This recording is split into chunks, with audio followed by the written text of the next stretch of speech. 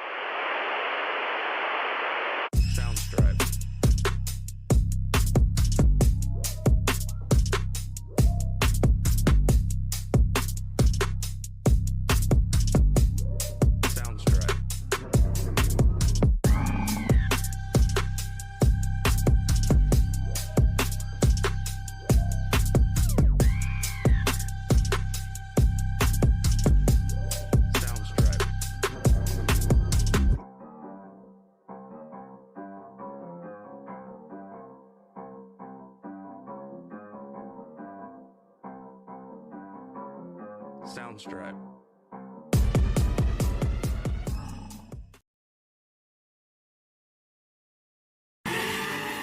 When we talk about motorsport, I imagine everyone thinks of the car, the driver, the engine.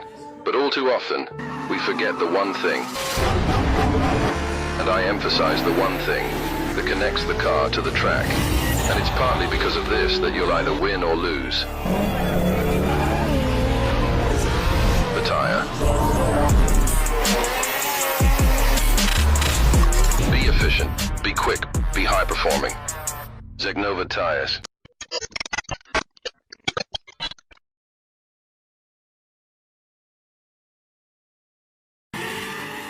When we talk about motorsport, I imagine everyone thinks of the car, the driver, the engine.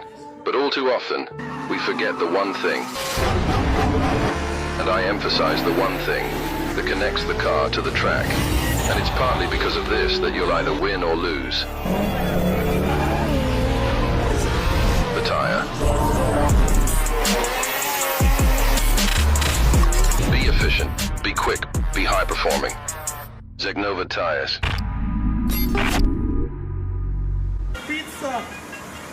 Pizza! I can't do that, I'll get the auto test.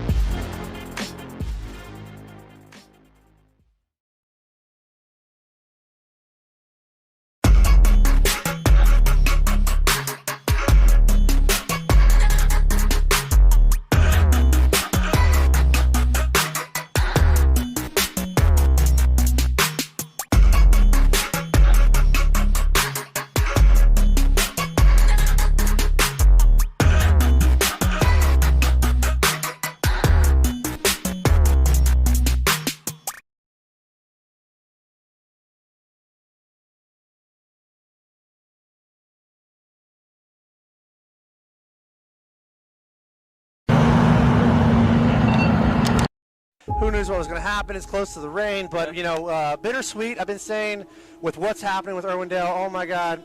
Drifting. One of the driver's technique were intentionally oversteer a car to lose traction while maintaining control. In short, the car goes sideways while still going forward throughout the corner. Top 16, round 5, the finales of HOTPIT Autofest, the finales of Irwindale Speedway. Oh my God. Officially the last drifting competition at Irwindale. Sadly, your last drift competition here at Irwindale Speedway, HOTPIT Autofest round 5. And that will officially round off our top 32. We'll see you here at the top 16. If there is an amazing part of a show.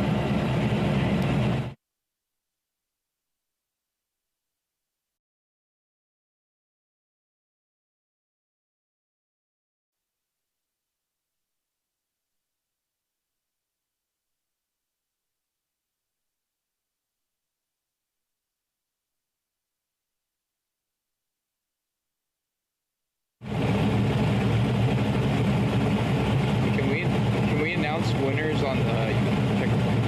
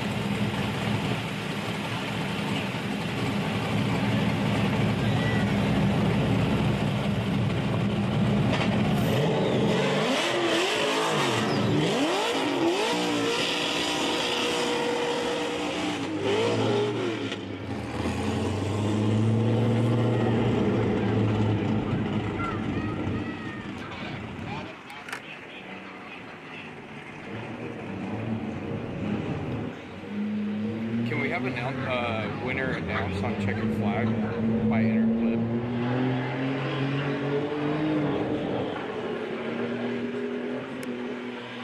Can we have a winners announced by checkered flag on the interclip?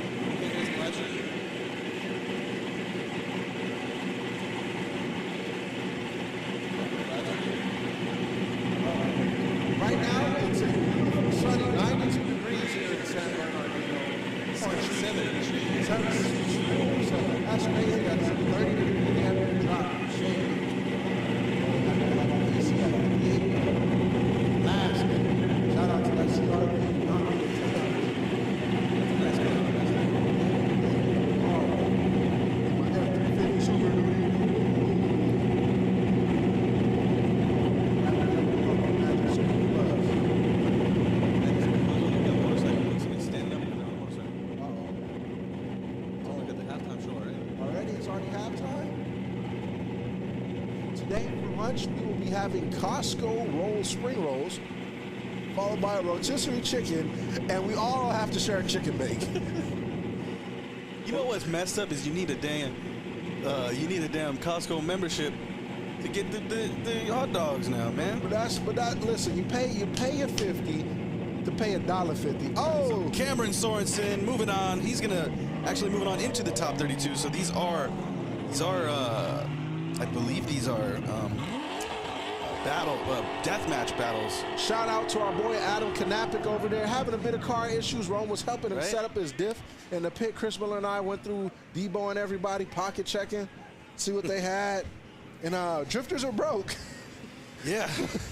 Can't squeeze juice from a turnip, Gary. You cannot squeeze, what? You cannot squeeze juice from a turnip, but we can turn it. Where's the cameraman going with this camera? What are you doing, buddy? I'm trying to see. There we go. You got the Sac City boys, Jake Gonzalez out there looking beautiful, followed by Rome, Tall Man, Brandon. I think that's Blaze Potts in the back. Tall Man, if you can hear me, I'm proud of you, my boy Brandon. Volleyball, man. Gave up the court for the track.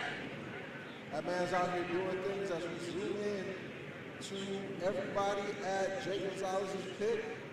I see you guys out there in the truck getting the sound systems ready. It's appearing to, somebody's on the phone with somebody. Somebody's messing up today. But it ain't gonna be us. As long as the audio works here at HOTPIT Autofest.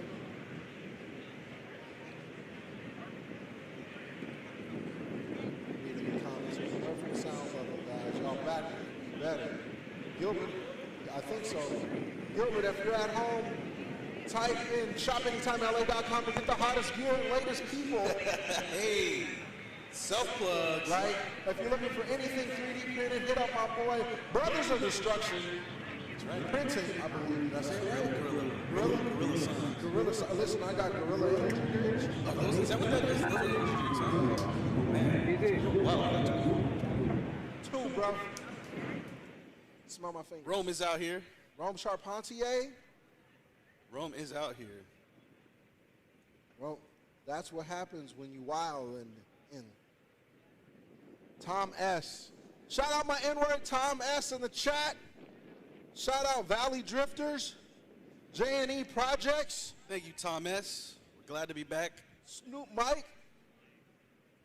What's my name? Snoop Doggy. Oh my gosh, Jerry Johnson. Oh my God. Oh, okay, Chris Miller. Shout out to Brian, Cameron Sorensen's team. Uh-huh. See me in his purple shirt over there by the starting line. Is that Tall Man? Yeah, well, that's my boy Brian from the skate park. Brian from the skate park. Yep, I've known that guy. Like I talk about him sometimes. I've known him since I was like 10 years old. We met at the skate park, and somehow I ran into him, and he's on Cameron Sorensen's team as a mechanic. Like, man, we used to skate together when I was 10 years old. I know more. Now we cooperating in this. Look at the beautiful lineup of cars. Those two cars I'm unfamiliar with, that yellow BMW and that black and red BRZ, FRS, GR86, whatever the kids want to call it today. It's a beautiful day for drifting. Got man Jake Gonzalez out there looking at. Look at that. Speaking of Brian's, we got Drift Slayer in the chat. Drift Slayer? Drift Slayer's in the chat. Drift Slayer Brian, I haven't seen you in many moons. Shout out that man. He's got a beautiful axe throwing company. I do not remember the name, but you guys go check out Drift Slayer on the internet. If you need to get some aggression out, throw them. Get your Wima Tanye on. You feel me? Your Night Wolf from Mortal Kombat on. Your young Uwawa Uchi Wally Wally. Life sound like it's coming out of the wrong mic. That is not my problem. No, sir, Bob. That's not my job. I don't do that. I'm an announcer / drifter. I thought you knew that. Shout out to Mac Dre. We got people on the barricades cheesing and wheezing. I love it. Somebody out there got their back turned to the camera. Yep, turn around. Don't let Diddy get you. And as everybody's in the shade waiting for their moment to shine, we will sit here and delegates and waits as the beautiful cars of the day. There you go. We got graphics coming? Where are they coming from? And 5, 4. We get to see our graphics. 3. Visual. 2. When do we do that now? What's that? Oh, shoot. For everybody, welcome back to the, what round of Hot Pit is this? Okay, so this is going to be the lead driver goals. Lead driver is going to want to run the qualifying line, run a 100-point qualifying run, meaning running, hitting all the outer zones, filling all the zones, transitioning in the proper spots, not being on a brake when you need to be on throttle, things like that. Run a chaseable lead run. Follow the power alley brake zone location in the trap mag, as I just explained, which would be running a 100-point run, right? So ideally, your lead driver, you want the perfect run from the lead driver. You want the cookie cutter run, so the chase driver has a chance to showcase their ability to tandem, behind the lead driver in that with that 100-point qualifying run. Now, the worse the lead driver does, the harder it is going to be for the chase driver. But the better the chase driver, the less it matters, Gary. Right, you are, Chris Miller, and then follow the power alley break zone location. And so here's the chase driver goals, Gary. You want to go over the chase driver goals? Right. Besides initiate no later than the lead driver. You don't want to initiate any later than the lead driver because then you will be left behind like a couple of my friends in the 3rd grade. Maintain close proximity. Damn it. We're done. Who's changing this while I'm talking? Where did our graphics go?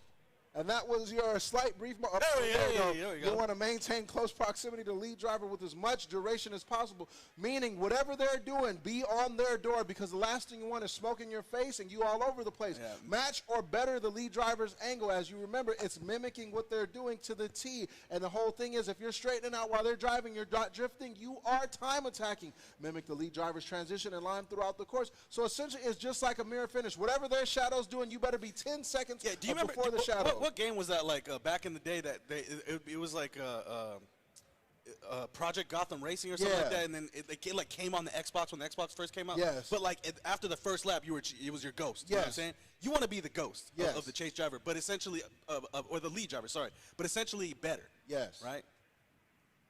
So imagine yourself just not half transparent. Man, I wish I could go to the gym and then see myself the day before and outdo myself that day.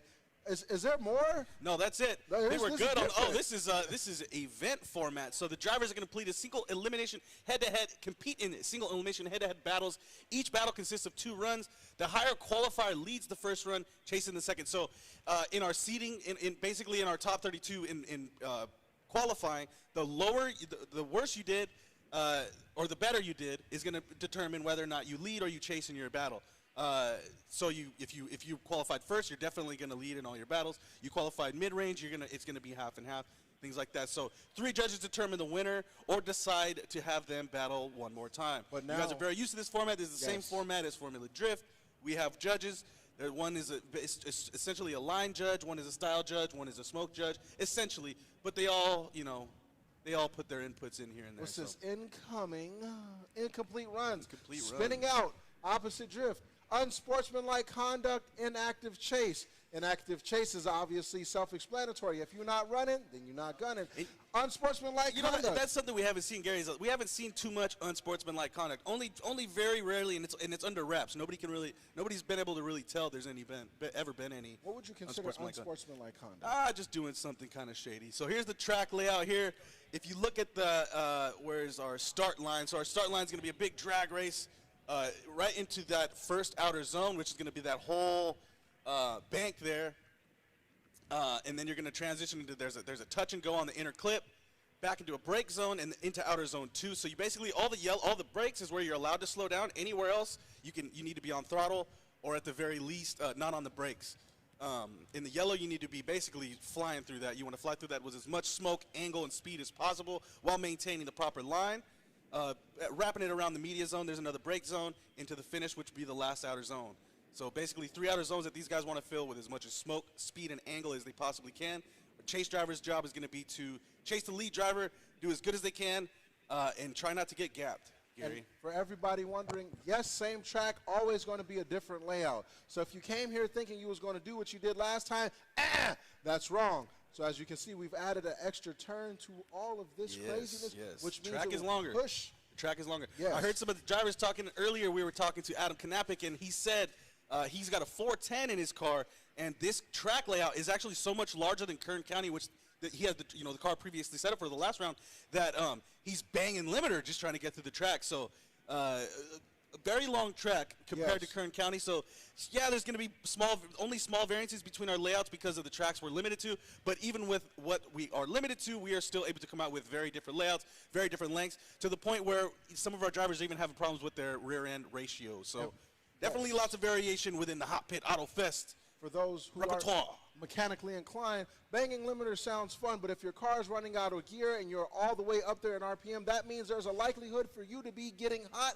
If you're getting hot, that means you're going to overheat. You will exhaust your car. Therefore, your car won't run to its proper maximum running capabilities. Worse than that in competition, well, you never want your car to run bad, but worse than that, because these points are so important throughout the series, right? if you're at the top of 4th and you can't go into 5th, right? 5th is too long. You're at the top of 4th. There's nowhere else for you to go. Guess what's happening with the lead driver? He's leaving you behind. You have no more gear left, Gary. Hello, goodbye. Should have got on the school bus earlier, and that's just racing. So Tom S. Yes, Jerry Johnson is out here. Jerry Johnson's got a new livery. You guys are gonna be seeing that here pretty soon. I would love to call badass. it the Coochie Mobile. Well, you can't call it that, Gary. Can I say that? All right. All right. So, yeah, let's not call it that, but I did see that he has a new wrap on his car. He do. And I'm not talking about the Hot Wheels style deal. I'm talking about the top. His roof is banging. Cats. He's got kitty cats all over the roof. Probably a couple thousand kitty cats on his roof, Gary. I don't know what people's obsession are with cats. I don't trust them. I have a cat. His name is Kevin, and he's pretty sick. You gave a cat a normal name. Yeah, always. Oh, there's speak of the devil, Jerry Johnson out here in his flame-wrapped little Hot Wheels BRZ. What is that, a GT86? It's a GT86. GT86. We got GT86. Ryan Fisher in the S14. Oh, we running the numbers, 999 versus 700. Yeah, but that's an R5 P7 in that GT86, Gary. It revs to 9,000 RPM. So that 999 horsepower is good, and it's great. But if you're only taking it to 6,000 RPM, I mean, you know, that R5 P7 is sounding pretty good, Let me Gary. hold that. Where y'all getting this money from? First of all, I need to do some W-2 verifications because it's too much. It's too much money. It's and the not, PPLs. It's the PPLs. It's the PPL. All right, I'm trying to get a PPL. Yeah. I'll get a payroll loan, build me a nice little R5 P7 GT86. Don't let us compete in Hot Pit and announce at the same time. That's worse than a dude beating you up at the club. Like, man, yeah, Tom, you're right. Ryan Fisher was looking spectacular in his deathmatch battle. He just had a deathmatch, so he's kind of warmed up. He's warmed up. I mean, these guys are coming off of practice anyways, but, you know, basically the shake's already gone. He already got his first battle out of the way, whereas this is Jerry Johnson's first battle. Jerry Johnson got third last time, didn't he? Yeah, Jerry Johnson always good. So Jerry Johnson out front. Nice little flick. Right to angle both drivers. Jerry Johnson with a little bit of contact. Fixes that real quick back on the wall. Ryan Fisher not phased one bit. Do you hear that car screaming? Yes, sir. Nice little gap Jerry Johnson's put on Ryan Fisher there in that throughout the clip into the second outer zone. Smooth transition from both drivers. Nice chase. Could be a little closer for Ryan Fisher, but good overall. Filling the outer zones. It's Jerry Johnson rounding out that last outer zone, Gary. What do you think? Beautiful. Jerry Johnson in that FRS GR86. What are the goddamn Toyota? You know, it's upsetting when they give the same exact car two names because it's like you could be wrong. Yes. You know? And then you're going to offend somebody. Point being is, when you sit here and you look back at this, and they, as we say, initiate at the same time, flick at the same time, and look how he rides that wall. A little bit of contact here from Jerry Johnson. Not sure if the judges are going to dock him there a couple points. Just a little bit, but probably not the time, perfect run, right? But actually really cool for the fans to watch. What I'm liking is this is where you can see where Chris Miller was talking about, where that extra RPM comes into play. Yeah, it just gives you leeway. Because it's just so much. It's just so much more at that top that your gears are ready for. Instead of having to go switch gears and ride at the bottom and try to rebuild that RPM. Yeah, and having to row gears, you know. It's just like he just set it and forget that 97. That set thing, it in fourth and just let it rip. That thing, that thing. Jerry Johnson, if you can hear me, you got a beautiful car. I seen him out there getting interviewed by Jonathan and Jocelyn and Jordan out there for Page. Looking good. Just there we go. Ryan Fisher up front. Spicy. Locking up the front brakes. Ryan Fisher riding the wall. He lets Jerry Johnson just creep right up into the door there. Billowing smoke out of that S14 as Ryan Fisher. Jerry Johnson is digging into the door, though, trying to peel that Fisher firearm sticker off the door there. And Ryan Fisher, nice run. Beautiful line from Ryan Fisher. This is what we were talking about, that 100-point qualifying run there from Ryan Fisher. Smoke everywhere, all the angle, just allowing Jerry Johnson to mimic every last bit of that run there. And you could see the differences of, like, even that power, that RPM, as when Ryan Fisher's driving, Jerry Johnson has to back off a bit because he has so much more there to give that as soon as he gives it, he gets right on his bumper. Yeah, so Ryan Fisher's got that he's got that syndrome, man, where he just runs the perfect lap every time. You don't got to worry about it. So you're able to just run the cleanest lap behind him, not have to worry about it. You're like, Jerry Johnson's behind this guy. Like, I know I get to drive to the absolute limit because I'm behind Ryan Fisher right now. These boys are having a unsportsmanlike. That was a battle, Gary. That was a battle. Yeah, everybody give it up for Ryan these Fisher. boys. Jerry Johnson. Jerry Johnson. Ryan Fisher. Look at them touching hands and stuff. That was a good run, Gary. Hey, it was beautiful. It was beautiful. I might have to see it one more time, but not possibly. Everybody, look at Jerry Johnson, beautiful car. Ryan Fisher, beautiful driver. Two beautiful cars. Can we Two call beautiful runs. Call the drivers beautiful? Is that okay? I think we're allowed to do that, Gary. I think I do what I want. Better than the Coochie Mobile. That's what my car's. That's what I'm finna call. Look at them talking like two high school girls. Like, oh my gosh, did Kevin text you last night? Have you seen Chris Miller's cat? I yanked that boy. Stop touching Chris Miller's cat before I touch you. Y'all, what you gonna do about it? Swerve, skirt, swerve. Right? $5 right now. All right, so judges. Judges are judging. Judges are judging. It's hard when you get two drivers like this that are just absolute beasts. Throw down absolute amazing runs. Both do a crazy chase. Both do a crazy lead. It's not fair, Gary. It's not fair to these judges. You know what is fair? What would be fair is a one more time because I could definitely watch these guys run it back. That's for sure. May we get it one more time for the one time? That's possible. But if we have that, we won't make it to lunch. RJ, what is on today's lunch menu special? What's for lunch today, RJ? Fried chicken. Wow. Whoa. Muy delicioso. Yep, they heard, Gary. They heard we were coming. Yeah. Multiple mistakes. I could sit here and tell you where the mistakes. Well, you're gonna tell me there was mistakes in that run? No way. Well, see that, Gary. This is why I'm not a judge. I in my head, they was both straight. I only ever aspire to drive half as good as those guys just now. We could. I want people to realize. Sit here. Look at these cars. When HOTPIT Autofest first started, it was kind of like the homies were here. And changing drone battery. What the hell is happening? What is this? We got commercials now. Bonkers F? Oh, can they hear us in the live stream still, or is it just a commercial? Well, it's probably both. Still changing battery. Changing battery. All right. I like how the drone has like a mid roll. Yeah. Okay. The drone was tweaking. It's back up. Somebody's picking it up. Let me see your face, drone operator. Give the drone a kiss. Oh, so when the drone is down, he has like a returning soon, deal. Ooh, look at this shot. Okay. I just got a text from my boy from Popeyes, and he says Fisher gets the win. Hey. Fisher. No, in my head I was repeating that so I can know. Yeah. You just repeated it. Oh. Ryan Fisher gets the win. Taking out Jerry Johnson early on. I can test. I want to give $50 to run. Can we run that back? How much to run that whole run back? That's it? Hold on. When'd you get all of these doodlings on you? You big freaky, RJ. You got tattoos? I didn't know that. I didn't know that either. Okay. I just got cool tattoos. Right? Damn. All right. That'll be it for Jerry Johnson. I am sad because I love watching this guy drive, but that is it for Jerry Johnson. We're going to send him off early here at HOTPIT Autofest. I want a NASCAR engine simply just to do shit like that on the street. I'm sorry. Damn. Oh, he going to do the bank too? Yeah, he doing it. He came all the way out here from Utah. I'm running this track, boys. Dang, roll back. Right, little roll back. Beautiful. Jerry Johnson will be going home. And on Pack that cat up. And on that note, folks, that was a great welcome. Forgot to say hello. I'm Chris Miller. I'm here with Gary King Jr.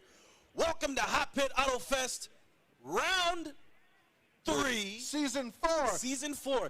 I cannot believe we're already at season 4, Gary. I asked RJ earlier, I said season 3, right? And he said, season 4. And then Jeff Jones said, we're on season 4.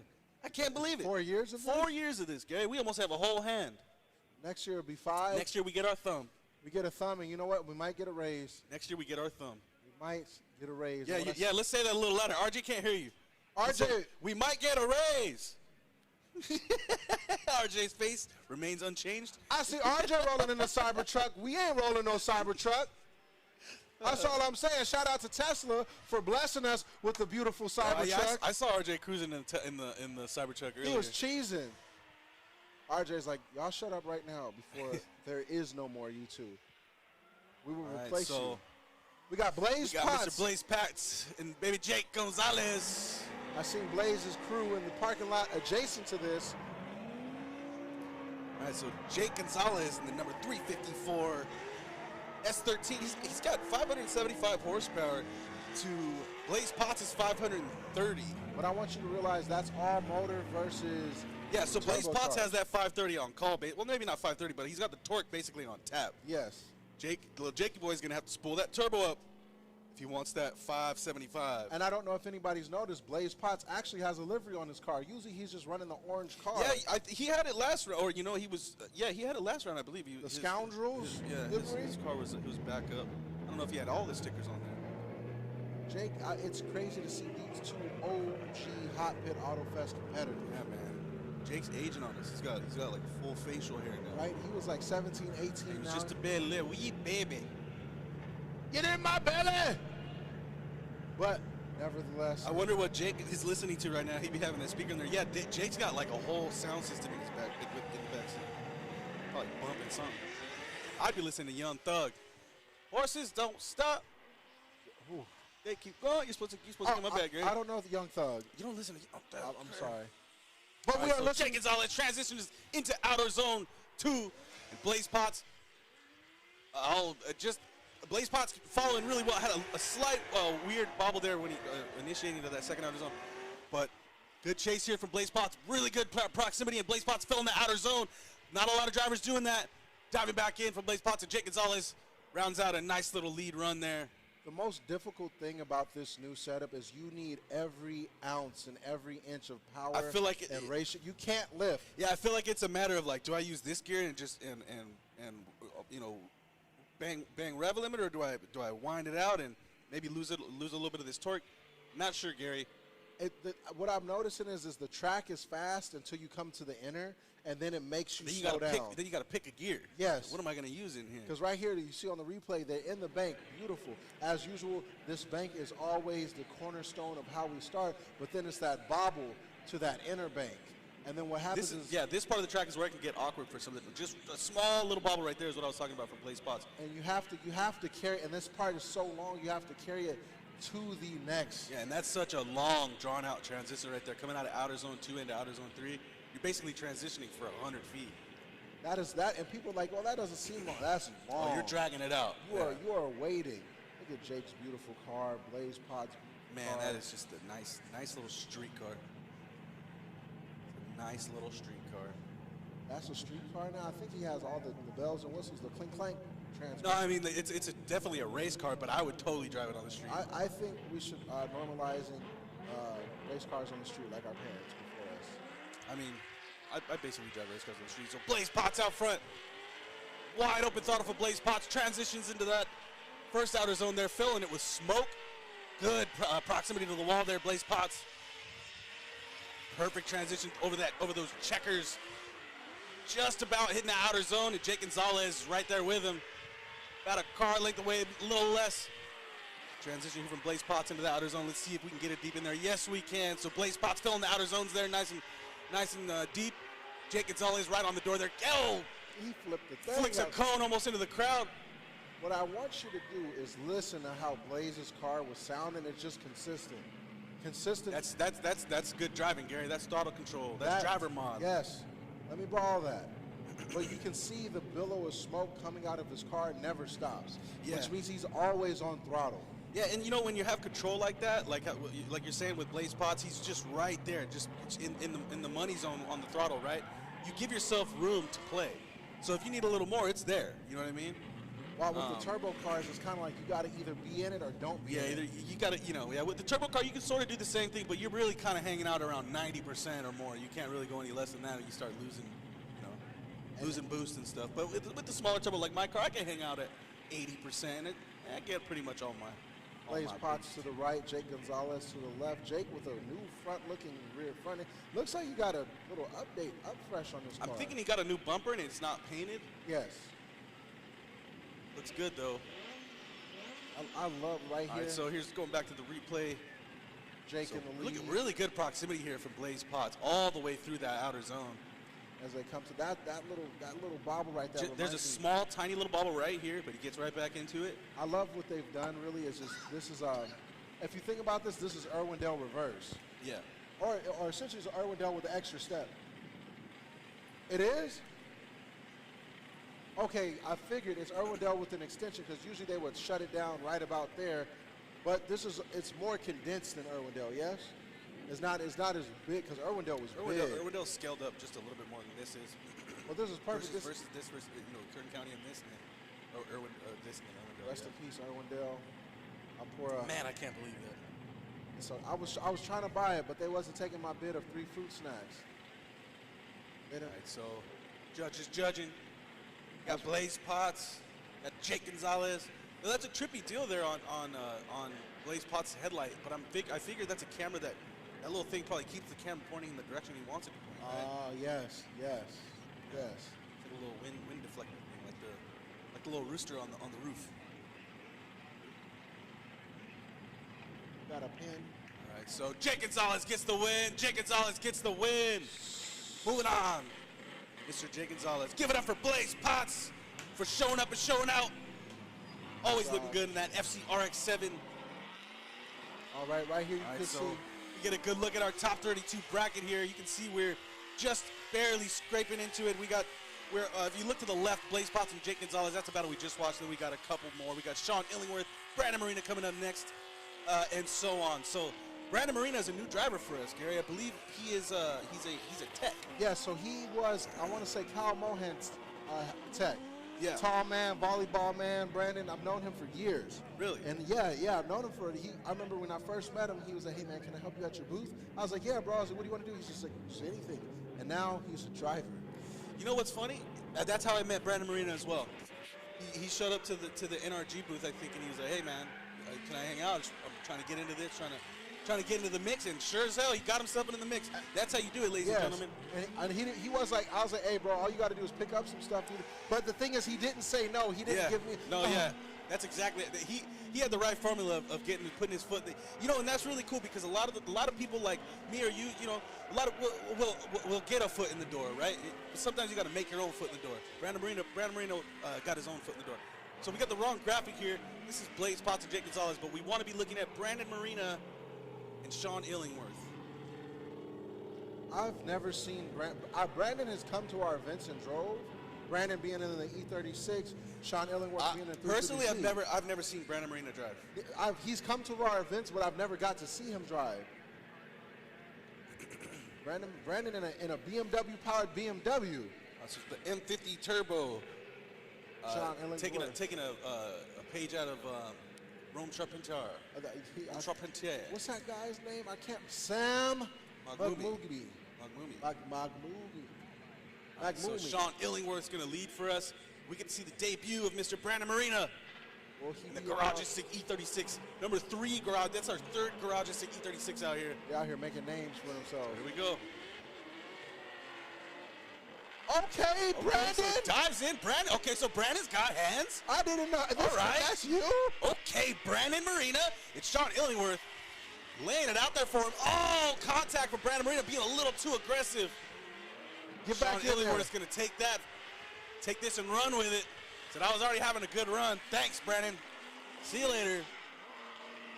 That boy, I wasn't expecting that. Brandon can drive. All right. I wondered. I wouldn't call Brandon's one of those eras of the sim kids. Yeah. And it's like crazy to see like my boy Jonathan, sim kid. Never been to Apple Valley. First 3 laps in, linked the whole thing. Yep. In a 328 E46 4-door. Now you see Brandon Yep, out so here. Brandon in a brand new build, breaking her in, showing her some love there. She got a kiss on her first date. Damn, you know what that means. Fast woman right there. My grandma, don't bring them fast girls over here. Yeah, Brandon brought a fast girl around. But Sean Illingworth seasoned. That didn't even affect him. He was like, all right, cool, I felt that, but look at me how I can get this done. I wonder if you can do the same. Imbalance D-Racing, how did Blaze lose that? You know, I ask myself that a lot. There's a conspiracy around here. Well, I'm not a judge, but I don't get the judge, right? I get the judge. The judge is judging. They do a great job. I'm just teasing. Yeah. Chat talking about let's go, Brandon. All right, so Brandon Marina out front. Let's see what he's got. This is Brandon. It feels like the 8 Mile. Yeah. You already know. Man, what a pleasant surprise there. Brandon Marina with the hands in the chase position. Right, bro. Little mistake, but man, that was real aggressive there. That man texts me every time he drives. Gary, I'm out driving. I want to let you know I'm driving. I'm like, all right, cool. But, and I'm not blowing him off. I'm like, bet. Like, I'm happy for you, little homie. But, like, mind you, Brandon is as tall as Scotto. Brandon's a big dude. Yeah, he's tall. He's a very long guy. He's lanky. That man, like, slender dude. All right, so Brandon Marina, Sean Illingworth. That car is jacked up now. That BMW headlight, like. We're gonna have to go, take it back in the shot. That's the fun part, though. When you get a little bit of damage on your first event, go back. Rubbin's racing, Gary. You're right. He hit me. I didn't see nothing. I know he felt it. I know Sean was. Think about like fighting a homie, and that's just what this is. Yeah. All right. So Brandon Marina out front. Sean Illingworth. And Brandon Marina with a big long flick from early on. That boy on the wall. And nice, Brandon Marina running the wall. Couple feet off, but really good. I'm only Sean speechless. Illingworth. Oh, what? A little bit of a gap there, but Sean Illingworth cleaning it up, dialing it back, closing in that proximity, and the smoke billowing off of both cars. Brandon Marina transitioning to that last outer zone. Fills it nicely. Let's see if we get a little cone punt. Almost. Sean Illingworth in the door. Brandon Marina, let's go! Give it up for Brandon Marina and Sean Illingworth. That's what I'm talking about, people. Brandon. That's right. Hand out the window and everything for Brandon. Can I mind you, this man was tuning his car during the driver's meeting. Oh, yeah, he showed up. He showed up when we were getting our bracelets this morning. He was. I remember driver's meeting, they tuned the car like, hey, you got to turn that off. You got to turn that crap off right now, and it worked. It worked. I am just happy to see how well he can drive. A successful debut run. Yes. From Brandon Marina, that Garage Stick E36. Look how tall that guy is. Right. Give it up for Brandon Marina. Both these guys are tall. Right, because Sean Illingworth's like... Oh, he's almost 7 feet tall. 7 feet tall, man. Talking about out here... No, you got Nikola Jokic out here. So, fun fact, Brandon Marina actually sits in the back seat of that E36 when he drives. Look at That's right. Brandon, can you hear me? I'm so proud of you. This is your Uncle Gary. Slap him, hit him hard. Hit him hard. Give him a little pat on the butt. All right, so Sean Illingworth gets the win. Sean Illingworth gets the win. No love lost for Mr. Brandon Marina out here. Right. Banging up his car, getting her first kiss on her first date. That boy, I want to see where he sits in the heat, bro. He legitimately is in the back. Oh, no, is he sitting higher? He sits in the back seat, dude, I'm telling you. Boy, that boy, BMW. I would have never thought they had to raise the roof. Did they? Yeah. Is that within regulation? Look at him. He can drive. That's right, man. That boy build you a nice little car, get you some seat time, and we'll see you here at HOTPIT Autofest. Anybody can do it. Yeah, Sean Illingworth, showman, gentleman, and a scholar. Anybody can do it, man. I could do it? Can I do it, Dad? That guy came from, as far as I'm concerned, that man came from the crowd at Formula Drift. We got Josh Mason. Josh Mason. Elijah, I can't even say that last name. Macarena. Macarena. Hey, Macarena. Look. Oh, man, this fan's driving me out, Gary. We need, my man, we need 3 bottles of baby oil for my boy's throat right now. So we got about 6 or 7 generations of 3 Series. 46, 36, 90. We got the Grandpa 3 Series versus the Teenager 3 Series. I would consider this as like mid-adult now because we have the F80. Hey, you know what, Death Siege, I see you in the chat. I wouldn't say unfortunate for Brandon. That's about that was honestly, if that was my first event, I would be more than stoked. Unfortunately. That went really well for Brandon. He ran the wall.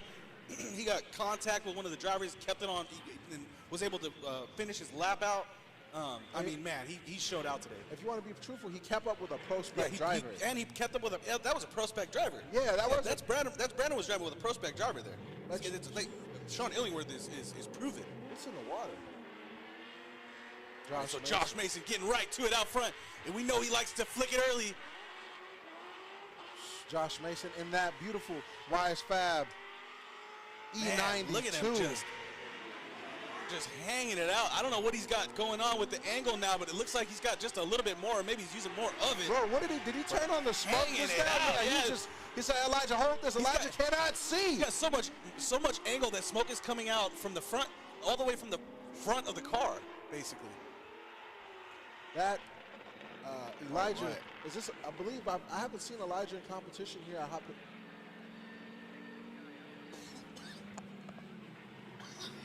Right here you can see in the replay as Josh Mason does take off in that LS powered E92 and the E36 that Elijah's driving. Josh Mason being able to put just a little bit of gap. Each turn, each second, you can see so much smoke. The difference. And as he goes into this second outer zone, it just becomes clear that this is a Josh Mason game right now. And Elijah in his lead run is going to have to step it up just a bit, seeing how, like, yet again, that Josh Mason is our season HOTPIT Autofest driver. This is not his first time. Where's Josh Mason's shop? I don't know. I want to say West Covina. West Covina, yes. If it's the same shop I think it is West Covina. All right, so for not people at home not just tuning in. Makala now out front. Josh Mason, silver BMW. Elijah in the yellow E36.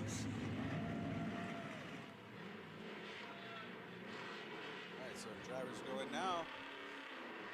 All right, now Elijah gets a chance to redeem himself here. He's in there flicking early now. He said, I'll do that in your face. How about that, buddy? As you can see, our boy Josh Mason is just taking a back seat. All he wants to do is just keep it consistent. Not super crazy proximity here from Josh. Josh could definitely be a little more aggressive. And there we have a little more aggression there from Josh, closing the gap. And Elijah Makala now doing a good job of filling the zone. Nice transition, and Josh Mason a little off the line there. He's going to miss that outer zone, I'm sure of it. Yes, he is. The whole zone damn near. He managed to dial it in there. I'm not sure what happened. Just a funky transition there for Josh Mason.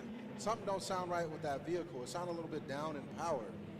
But as we said again, this is now a game of strategy between BMW versus BMW. And as I look at this list, Casey Chavez,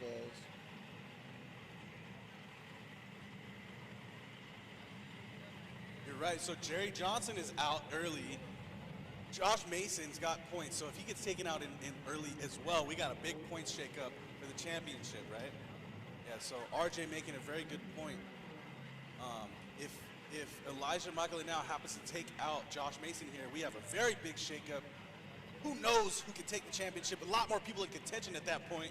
Shake it up a little bit. Yeah. And the underdog is knocking people out here, possibly. We're going to let the judges decide. But undeniable mistake there. Not sure how the judge is going to see it. We'll see as they deliberate right now. It got me nervous. I'll let you think about that for a second, Gary, while I go grab a bottle of water. Yes, sir. Yes, sir. As we sit here, Josh Mason to the left. Everybody give it up for Josh Mason in that beautiful E92. And then we got our boy Elijah in that beautiful E36. And as we said before, if this Josh Mason being one of the people in top points contention, and if he gets taken out, Jerry Johnson is gone. And now we just have Josh Mason. We have a few others in here, but it'll definitely be a rambunctious time to be in this sport right now, to be in this crowd right now, to be here, everybody. Look at Josh Mason, beautiful smile. Elijah, beautiful smile. Oh my goodness. They got me nervous. I hate when they take this long. It makes me, my stomach, makes me feel like when I get pulled over by the police and they say, they just stay in the car for a bit. That's how, I believe they call that anxiety. That's what it's called. But right now we will see.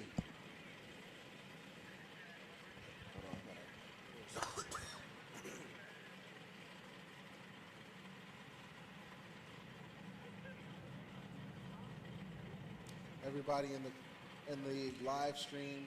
We appreciate you watching. Everybody who's here in the stands, we appreciate you being here. It is hot. All we need right now is a window to be cracked open, and that'd be great. Sit here. I want to give a big shout out to our sponsors: Jeff Jones Racing, Big Duck Club, Big Drift Energy, BC Racing, Wise Fab, Action Clutch, Prisma Labs, Lockdown Performance, Tesla, and the U.S. Marine Corps. And then our beautiful tire sponsors. Shout out to our tire sponsors. Thank you, Zestino, Nova Tires, XComp Tires, and Valino Tires. Thank you guys for helping us out. We couldn't be here without you. Yes. Yes, this is taking a mighty long time. They never take this long, but I'm interested to see who, what, when, where, and why.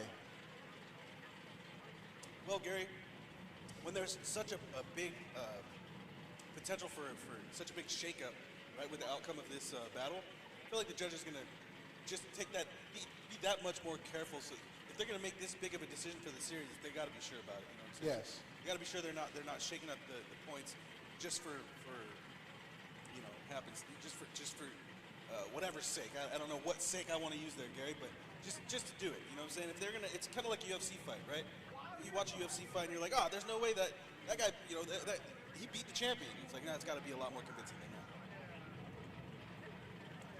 that. And Elijah gets the win, and that is exactly what I'm talking about. The judges took their time there. They knew it was going to be a big shakeup in the points. They have to make sure they're making the right decision. But yeah, Elijah Macklin now with the win, dethroning Josh Mason there. And just a small mistake there from Josh Mason, and that took him out. So another garagistic car here. That is crazy. That is crazy, Gary. Yes. Big point shakeup. Big upset here for Josh Mason. Big upset for Jerry Johnson this round. This is going to be a tough one to recover from points-wise, depending on how this stacks up later in the evening, Gary. That man somehow still filling out that zone. Still filling the outer zone. Just messing around. New boot goofing like, hey. I'm going to hit this little water spray real quick. Oh, daddy, no. Oh, no. No, turn it off. It's just enough. That was just enough. It was refreshing. As you can see, the competitors left. The only car that's different than every other car is an SN95 Mustang.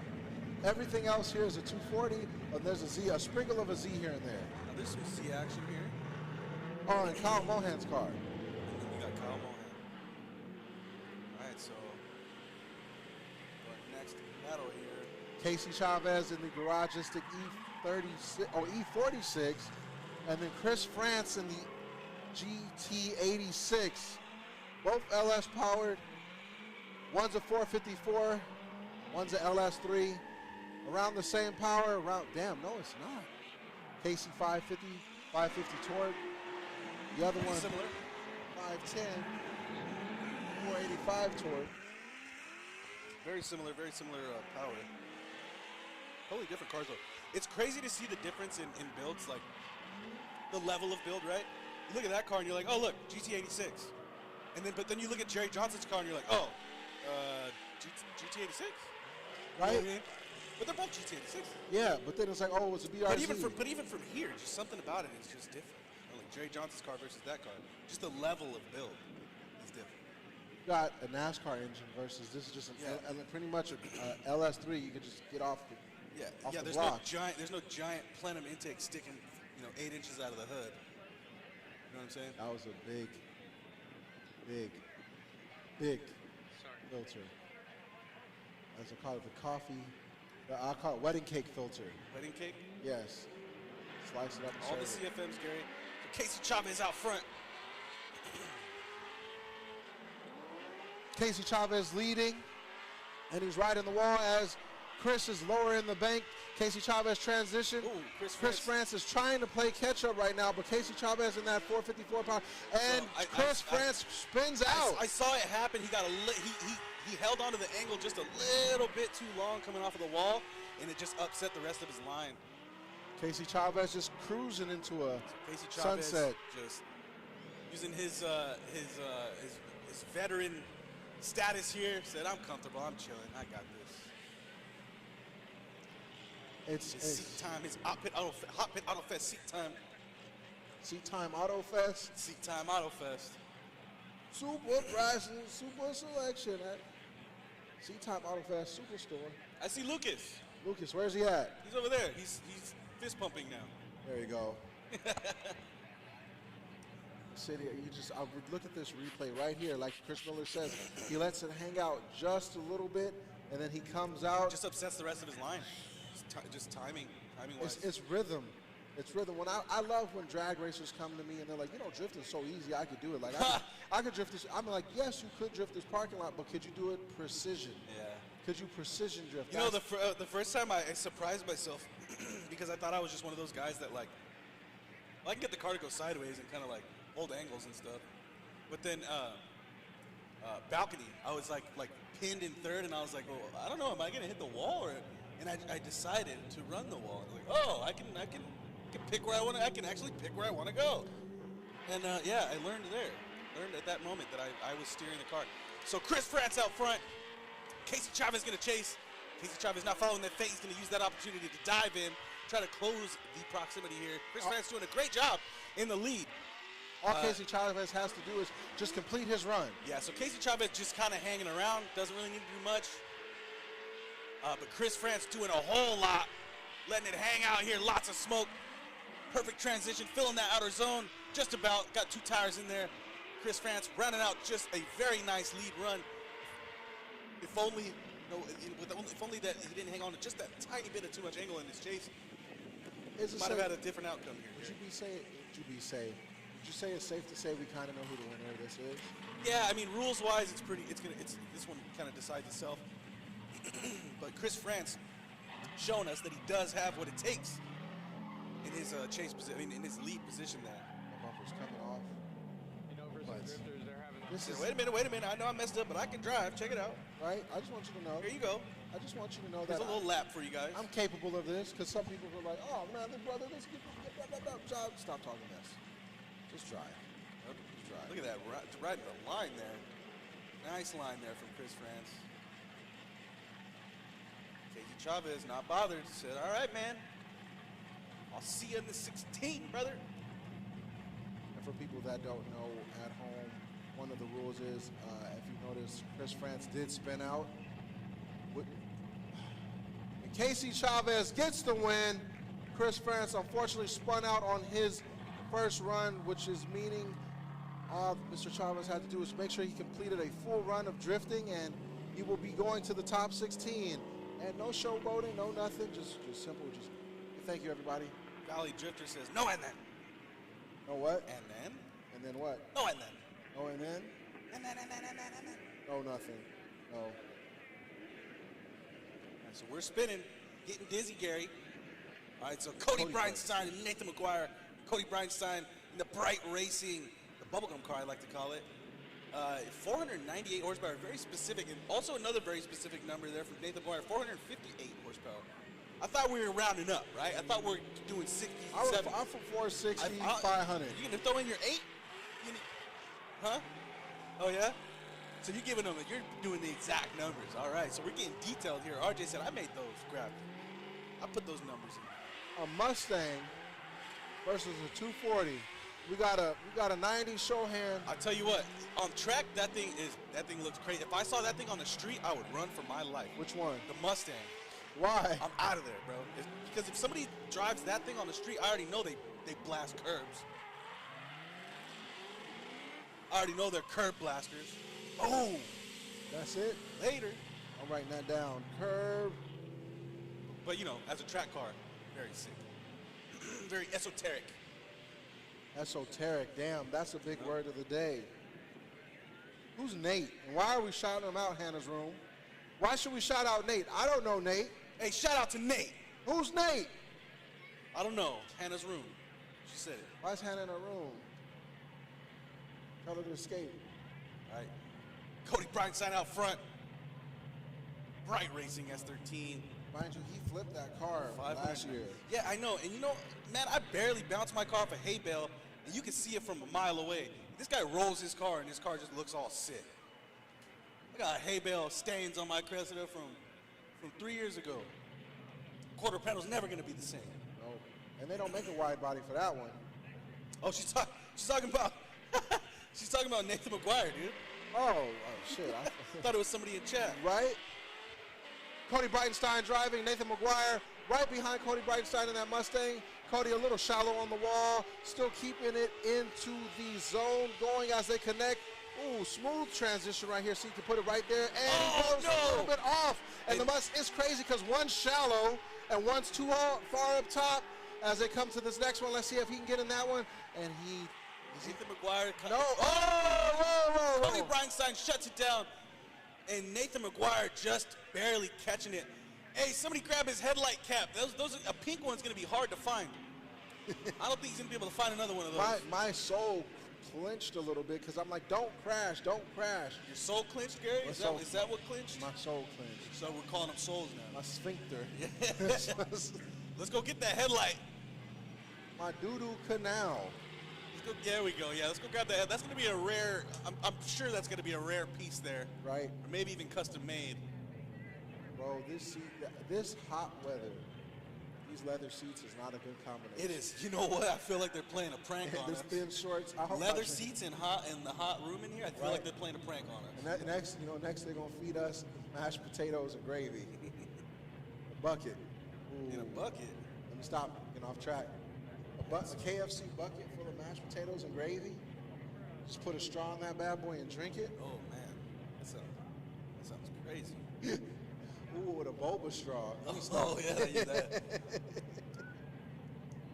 You know what? You might be onto something. A drinkable KFC bowl. I'm just saying.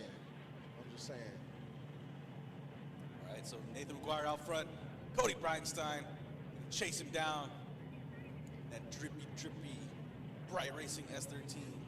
William Poussette, Paulson Garage. We see you in the chat. Big ups, everybody. Type in your favorite flavor of oatmeal. Dinosaur egg being mine. All right, so Nathan with a nice little flick, smooth entry. And the perfect wheel speed there from Nathan McGuire. Smoke just ripping off of the tires. And Cody Breitenstein with a little bit of a small mishap there in the chase and shuts it down again. So definitely something going on there with Cody Breitenstein's car. His car shut down twice. It looked like he either lost power or power steering. And losing power steering is one thing you definitely don't want to do in these cars. He's doing, okay. I got nervous. Yeah, so it's a note from RJ here. We're having a very underdoggy day. All the underdogs are seeming to outperform. It's basically, it's like the lower qualifying drivers are doing better. The drivers with the least amount of points are doing better. We got our drivers that are doing well overall throughout the series, and they're all getting taken down. They're getting dethroned right now, Gary. Which means is the best of the top 16 will be an unpredictable matchup. This is going to be a shooken up top 16. And I'm here for it because everybody who we thought with high power has been knocked out. Yeah. So now that even, like you figure, Jerry Johnson, damn near all that NASCAR engine, gone. Josh Mason with all that LS power, gone. Out in the first round. And and you think about it right now, that is a 4.6 liter V8 Mustang powered Mustang. Which means, and he doesn't make a lot of power like the rest of the field. Yep. So if we look down this list, Logan Hunter, Luke Picula, Odie Bocci, Wesley Stumps. That could be a very big upset there. That could be we could be foreshadowing a crazy upset. Wesley Stump takes out Odie Bocci's. And here we go. Another what we would call it an upset, but it's not for Nathan McGuire because he gets the win. Hannah's room, rooting for Nate. Big Nate in the house. Nasty Nate. Notorious Nate. The shout out Nate worked in the chat there, in our YouTube chat. Shout out to all the Vegas Drift guys tuning in for the stream as well. If you want your buddies to win, go on to the HOTPIT Autofest live stream and shout them out in the chat, in the comments, because it seems to be working. I wish people would text me before I go drive, like, I hope you do well. Yeah. Instead of like, don't break the car again. Like, oh man.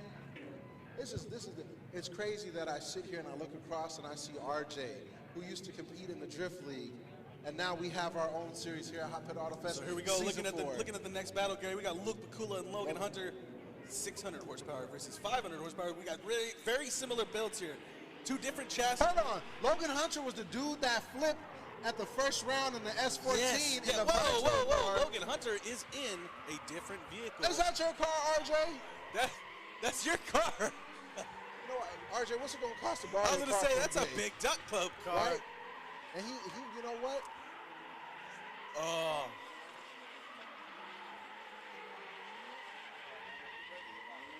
How much? How much right now for that car? I do not have that. Yeah, in a world where pro cars are like minimum 50,000, minimum. That's just a maybe or a word. Is that car still like up to spec? Yeah. I saw him drive that car at Gymkhana Grid. It was good. For people that don't know, Logan Hunter's car actually took a crap on him last night. He called up RJ and was like, bruv, I need a car. RJ said, you break, you buy. So how much seat time does he have in that car? Has he ever driven it before? Okay, so Logan Hunter with 3 laps under his belt in a borrowed Big Duck Club E36. And you want me to be completely honest? He's going up against Luke Pakula. If you've ever driven an S14 and go straight to a BMW is a refined. I hate to say this, a BMW is probably the best drift chassis. Look at Adam Elsie from S15 to this, S-word and on N-words.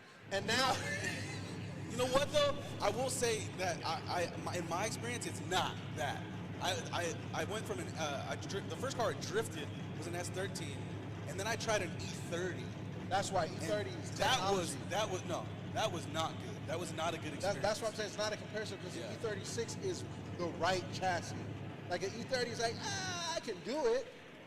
Like think about Andy Haley. He was in an E30, went to an E46, changed his life. Yeah. Look at that. Look at we got a back-to-back rant shout out in the chat. Who's shouting out rants? It better not be Gilbert and Michael Barboza. Mike Barbosa is one of the Vegas Drift guys. William Pousset. Vegas Drift.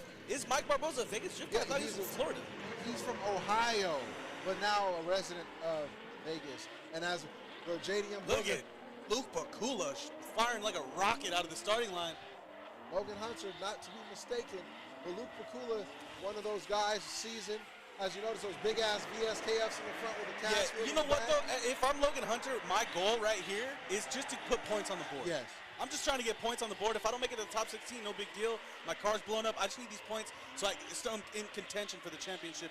If I get some points later on. Because right now, ever since those major players have been taken out, and if you just finish, it will offset everything. Yeah. You're going to be higher. You're going to be more pushed towards the top just by default because the top drivers are already knocked out. Yes, but in his mind, he's like, I want to win, of course, but just not your car.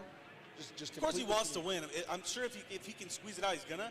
But like if I'm putting myself in his shoes, I'm just getting some points, man. Let me get my points on the board here. Let me not destroy this car, so I don't have to pay RJ 35 grand, and then we can all go home happy. I get my points. You know what I'm saying? Oh, so you'll take 25. Listen, I'm gonna call my bank right now. You're not actively trying to sell it, are you? Listen, money talks. Oh, you Dude. do? Oh, well then, hey. He talking all this talk. But let me borrow that one. That one's not borrowable, huh? I like how polite you are, RJ. You remind me of my uncle coming. Yeah. Uncle, let me borrow $100. No. No. The smile, no. All right, so we're gonna switch them up. Got Logan Hunter leading us. A borrowed Big Duck Club. I believe the last, somebody's asking when's the next Vegas Drift event. It was yesterday. But if my Skyline runs, I will be out there in that thing. Shout out Rob Parsons, got me a cage kit for that car. Oh, yeah? If you do need a kit for your car, hit up Rob Parsons, cage kits, and the plug. As they're all Logan Hunter. Ooh, big flick. Very comfy Logan Hunter in the borrowed car. Look, he just playing it Running safe. the wall. He's Just playing it safe. Oh yeah, I'm just playing it safe, running the wall. I'll buy you some black paint, RJ. Don't worry about it. Anything can Look at happen. him, and he's actually doing a really good job here. Luke Pakula falling off line. Yeah, throwing Luke Pakula off. Maybe getting lost a little bit in the smoke. I think it's safe to say there's something in RJ's car. And there's some sauce in that car, RJ. Logan Hunter looking really good in that borrowed E36. You're right. Hold on, was that an FD? Was this car an FD? Okay.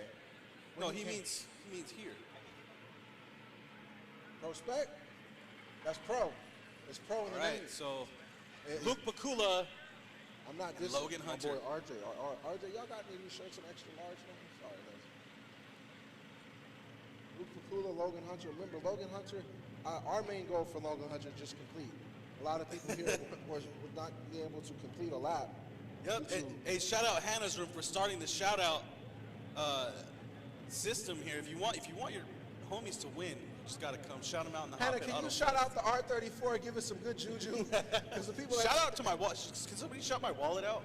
Shout out to Chris Miller. I hope God blesses you and gives you more opportunities. But it doesn't work unless we're Hannah. Right. All right, so judges are going. I can hear them. I can't see them. But I assume they're going back and forth. Just see how Logan is able to put it on the wall. Yeah, you drove that car like it. Yeah, you drove that car like I think you drove that car better than you, RJ. Respectfully, it's just one of those things.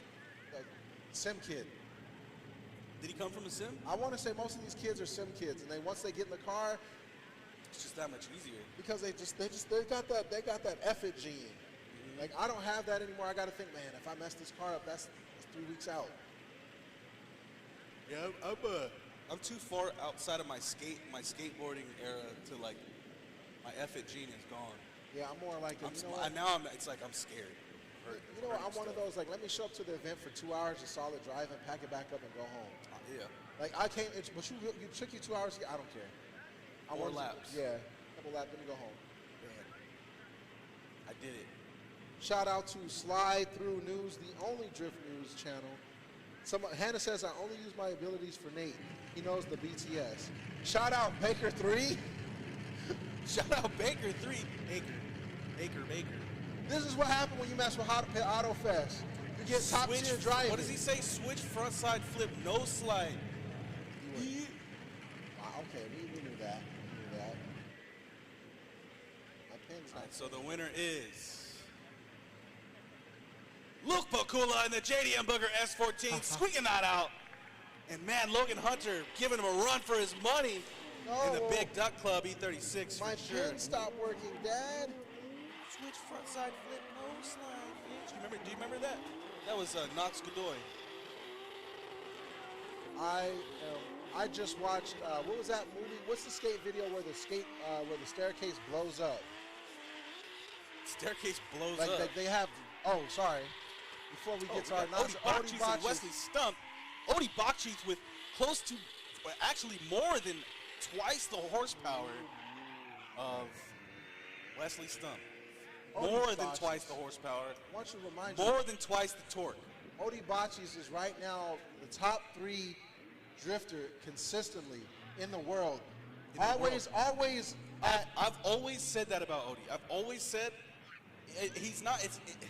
Because people see drivers like Odie like, oh, he looks like a safe bet. No, man, you're not paying attention. This guy's smashing everybody secretly. He's just very modest about it. He's very modest about it. He won't go gloating in your face.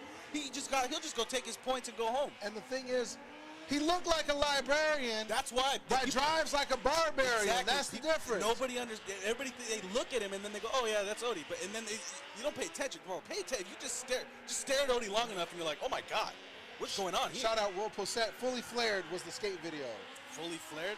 Was the one that blew up? That's the one where I think it's Mike Moe. He does like a kickflip down the set. Do you remember the skate video where they were skating on all the skateboards were green screened out, so they were floating everywhere? I think it was like Sorry. It was a Sorry video or something like that. Well, my handwriting is amazing today. Shout out Jordan. It's his first time filming.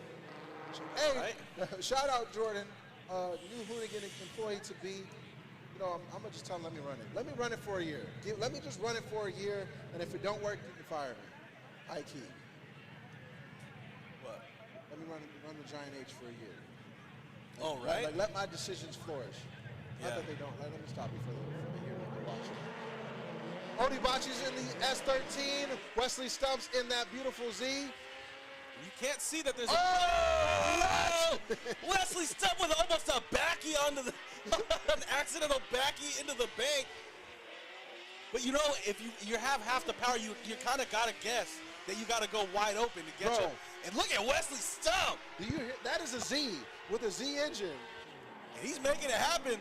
Wesley Stubb with all the proximity, digging to that door of Odie Bocce's there, filling his car up with smoke, getting some of that Odie tire smoke into the door of Wesley Stubb there. That was beautiful. Man, Wesley Stubb was I on. realized he could have fluked it up. But right here in this replay, right here, if you're at home. He comes in hot. Because he had no choice. He had no choice. He's got to keep up with damn near all the power. He could have just. Oh, not the prettiest, Gary. But he saved it. He saved it, kept the momentum going.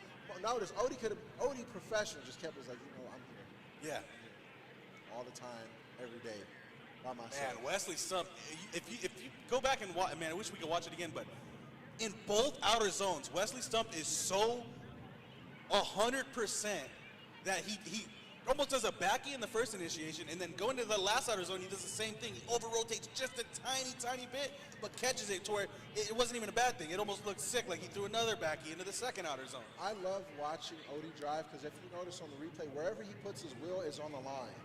He's driving, and I don't know how he's doing. He's driving on the line.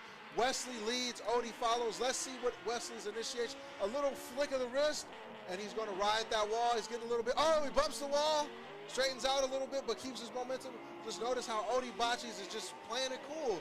He can keep the proximity. He knows where he's going to put it on that line, just playing a little shadow. Wesley Stubbs in that zone. In the zone. As they come to that last transition, and Wesley Stubbs just on that line. Odie Bocce's is just here. Wesley Stubb is in the zone, Gary. Give it up for Wesley Stubb and Odie Bocce's. Do you think we can see another upset?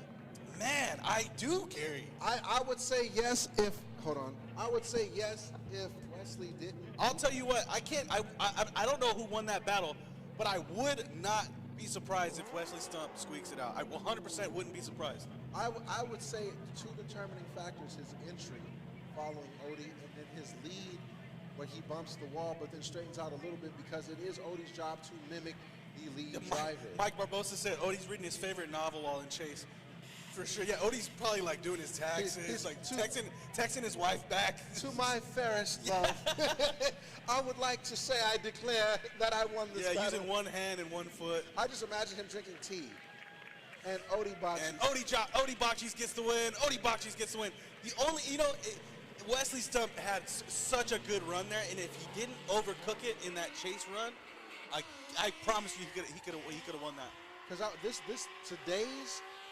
today's layout is not about power. No, yeah. For some reason, I like the way his VQ sounds. And VQs just sound like dog water. Well, you know why? Because he's probably got an exhaust system on there, right? He's got like some mufflers and some resonators in there, probably formulated to get rid of all the horrible sounds that the VQ makes. Would have been a whole lot worse. All right, so we're moving on to the second half. Oh, look at us both, Gary, looking at our notes. They caught us off guard. So we're moving on to the second half of the bracket. You can see here we're looking at brackets. We're not doing anything else. Next, we got Ron Charpentier versus Aaron Manley. Aaron Manley. I love this win. You called him out earlier. You said you're not going to suck this time, right? Yes. So let's see. So I'm not going to try it. Aaron Manley in that beautiful X-Comp S13. I love his color scheme right there. You know what? I really like that his car is straight out of like D1 street legal. Like it's badass, but it's not like over the top like canard this and it flares and all. It's just a simple really street cool. kit. Yeah. I love when drift cars don't look like freaking race cars. Yeah, that's a D1 car right there. A little sauce. I want a coupe. Does anybody have an S13 coupe for sale? In my head, I build a coupe because I've always wanted to build a coupe, and I build a coupe in my head, and then I want a hatch in my head, and then I build a hatch in my head, and then I want a coupe in my head. You know what I'm saying? A coupe. Coupe. Grand Saloon. Ooh, okay. Yeah. I opened the bonnet to my favorite Alfa Romeo, and I remind myself, it doesn't drive like Rome's old British car. Everybody They have British Mini.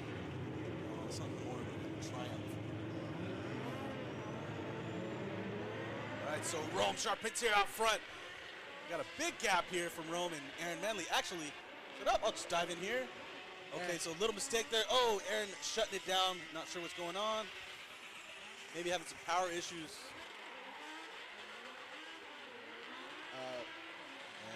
Rome Charpentier definitely not having any power issues out here. Aaron Manley struggling. I'm not sure what's going on.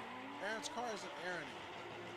I'm not sure what's going on. It's got to be something with his car. He said something was wrong with it earlier when we talked to him, that he was going to do his best. And as you can see on the screen, that Jay-Z's not Jay-Z. And so, what is in these BMW? What is it about the beautiful M50? Could somebody explain to me out there in the chat the M50 engine and why is it so good when they? Inline sixes just work, Gary. Inline sixes are just good. The secondary forces are balanced. You know, they can rev higher than four-cylinder. Typically, not higher, but they can rev like more consistently higher than four-cylinder. You know. But something about those M50s, everybody I see with the Logan. Just something about a boosted inline six is just perfect. It's just the sauce. I might have to just put a boosted inline six in the Skyline and stop like a M50. Stop playing around with these LS. Chris Diaz, what do you mean the left speakers? You mean the left speakers on the track? Somebody says up the gains on the speakers. On track speakers?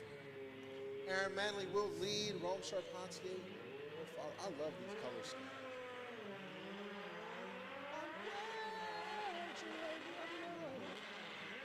Aaron Manley's car seems to be working now. Oh, okay, yeah. He's trying to figure it out.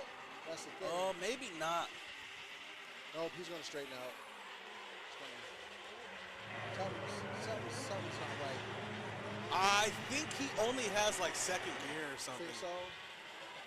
Yeah, I think he lost third or something. I think it's better that he try than get a DNF, which will go against his points. Yeah, because he's banging limiter. The car is working. I don't think his transmission is. He has no wheel speed.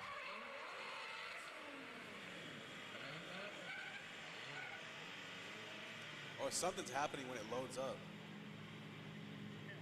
I'm loving writing.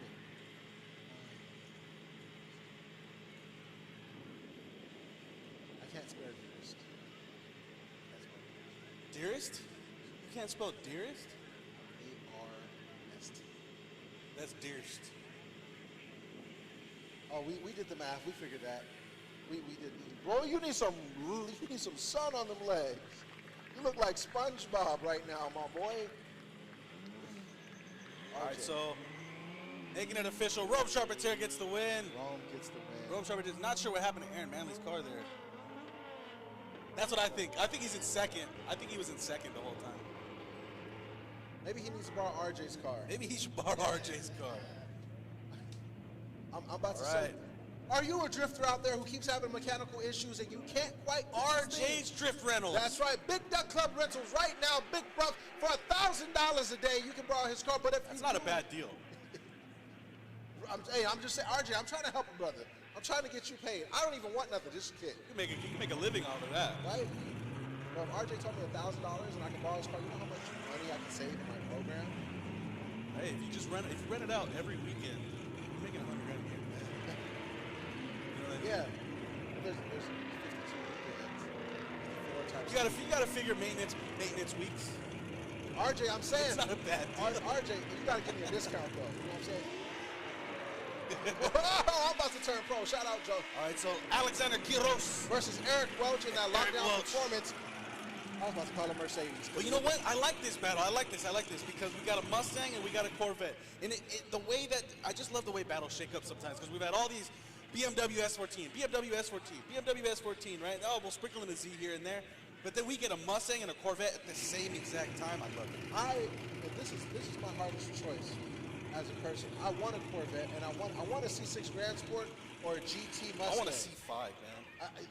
I love it. How much? What? You're not telling me the price. He has to tell you that first because then the price you're gonna go $5. Damn it! See? You see, but I would rather have a C5 with the money of a C6 put into it, or over a C6. But the thing is, for me, like everybody's buying Porsches, so I want a C6. Vin came up on his Porsche. That's crazy. I know. Shout out to Vin Anatra. All right. Making beautiful content on his Getting channel. back on topic, Gary. We seem to do that, don't we? Yes, but at the same time, we got to let these people know in the world because there's somebody watching us like, do I get a Corvette? Do I get a Mustang? Yeah, you know, let this battle we're gonna determine see right now.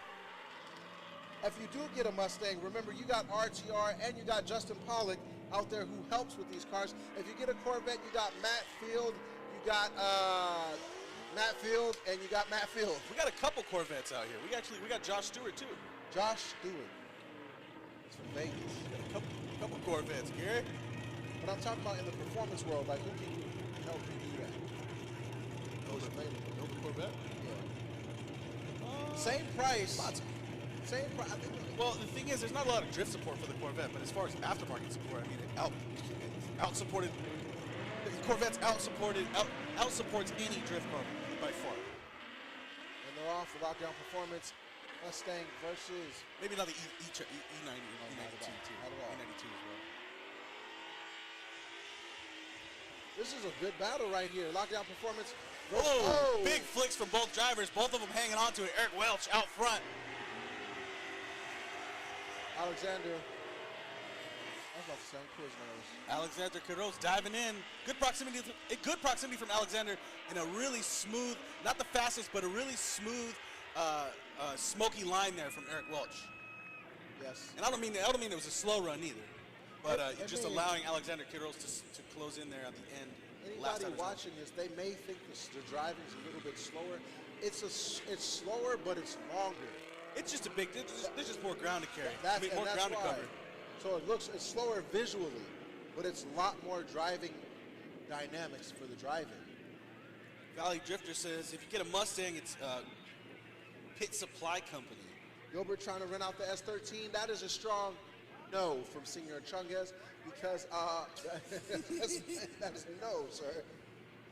Just got that car too. Shout out to Andrew Molina out there at Animal Auto Film yesterday. And right now we have the Corvette from Alexander and Eric Mustang in the back. Now I believe all I want to say is that Eric would have to finish or do something to keep up. So Quiroz with a big entrance. Nice little ride on the wall there. Eric Welch, a little bit of a gap. Gonna have to close that proximity here, this second outer zone. Alexander Quiroz drawing a nice line around that whole entire outside zone. Gonna flick it into outside zone 3. Dives right in there, and Eric Welch dropping a tire, adjusting, and making it through. So Eric Welch and Alexander Quiroz. The major differences you'll notice is between these two drivers that Eric Welch on his follow was still able to fulfill the zones while keeping up, while Alexander Quiroz was trying to do the same but didn't do the same. So that'll give you a little bit of tidbit of what, a little bit of some insight of what the judges are looking at, right? Because what you see at home maybe is different than what we see versus what they see. Somebody said Alex FTW. Forget the wealth.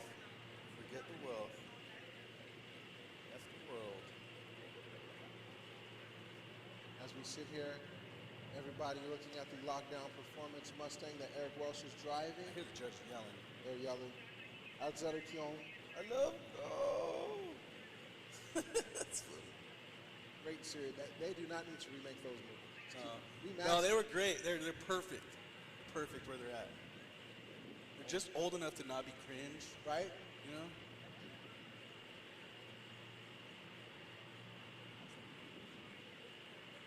I don't know how we do. I don't think we do. I don't think we can mute. Everybody in there will get up and say, what? Look at the beautiful people in the Hot Pit Auto Fan stands. Hot Pit Auto Fan. Hot Pit Auto Fest. It is just, I have never, and I mean never, so many great battles consistently the same day, with some upsets the same day. Both of them on con side with. All right, so judges having as hard of a time as I am trying to decide who won this battle, Gary. It is hard because you sit here and I'm like, we got a lot of support for Quiroz in the chat though. It must be one of the biggest. Alex got this. Let's go, Alex. Alex for the win. Alex got that one. Let's go, Alex. Vegas driver. I mean, overwhelming support for Alexander in the live stream chat. Got to see what the judges think. Are the judges on your side? These are not the judges you're looking for.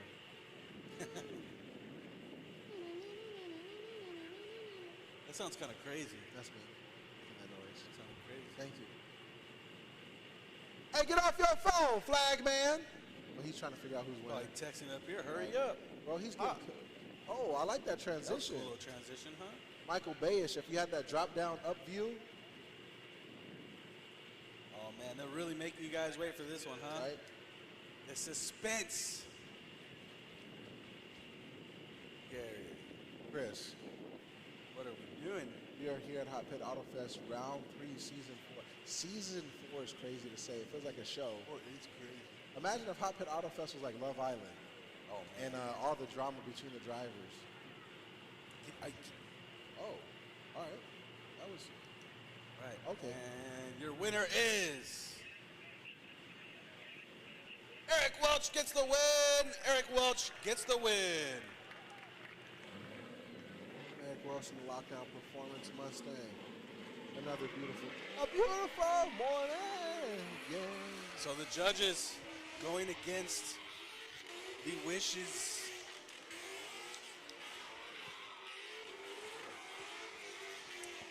Imbalance racing, you know what? When we can, if we can, I'll go back and ask the judges about a couple of the battles. We can get some clarification on. If we can get some, I'll ask the judges if we can get some clarification on some of the battles. So we got John Schaefer versus Dino Child. John Schaefer in the LQ4 supercharged S14 Schaefer's racing. He's back. I His haven't seen bumper's John back Schaefer in a minute. off. Where is he? Which bumper? Front bumper. You can tell how well John Schaefer's going to drive depending on how many parts aren't on his car. Yep. It's missing a bumper. We're going to see. We're going to get peak John Schaefer right now. Peak John Schaefer. Think so? Oh yeah. Oh, missing a bumper already. Better watch out, Dino. John Schaefer. Yeah, John Schaefer's ready. John Schaefer's ready. Yeah. Dino Child's the shortest man out in the field today. 4'11". And he is not. He's not 4'11". I mean, he's probably like 5'2", 5'3". At best. But 4'11" is crazy. So John Schaefer out front. Dino Child gonna chase him down. John Schaefer with his signature big rip into the outer zone. Oh, Dino Child overcooks the entry. John, Gonna reinitiate and lock her back in is Dino Child. John Schaefer's just already locked in. yeah, John Schaefer's ready. Dino Child fixing that run up quite nicely there. Nevertheless, John Schaefer came to win. John Schaefer is John Chafing right now. For people that don't know the terminology, when we say John Schaefer's John Chafing, when John Schaefer, it's just like anybody When playing. John Schaefer John Chafes, you know, this is what you get. It's like, I would consider John Schaefer like a rowdy uncle. Yeah. Like he's always ready, no matter the Yeah, circumstance. John Schaefer's that uncle that slams 2 beers together. Yeah. You know, and then Always. you're like, oh, dude, Uncle Tommy. You know what I mean? Uncle Schaefer, it's a baptism. Leave so, the dog alone. you right? know? That's probably you don't play with the dog enough. you don't. That's why the dog's always barking. Like when I come over, the dog don't bark. And he brings, Judges on Fent. Judges have heat stroke. that's where he goes. Judges have some trash calls today. You know what? It's all right to be frustrated. Like I said, I'll try to get some clarification on some of the calls. Sometimes they make sense to me after the judges explain it. I'm like, oh, because there's a predetermined amount of rule. It's like things that we're not thinking about. You know what I mean? It's like, well, that was a really good run, but you're technically not allowed to do that. Or this was a really good run. It looked really cool, but technically this isn't worth any points. You know what I mean? So Sometimes we'll see something like, well, that was unchaseable lead. yeah. And like, what? Like, yeah, like, for example, if Wesley Stubbs did that, if you That do the entry. entry and he stopped but kept going but made it look saucy. You wouldn't be able to follow it. Yeah, like, how do you have 2 backwards entries? Is there 2 drones? And then You don't. John Schaefer running, it's a big-ass entry with supercharger. I wish to put the drone in his face, say something. Where's Lorette Nickel with our play-by-play?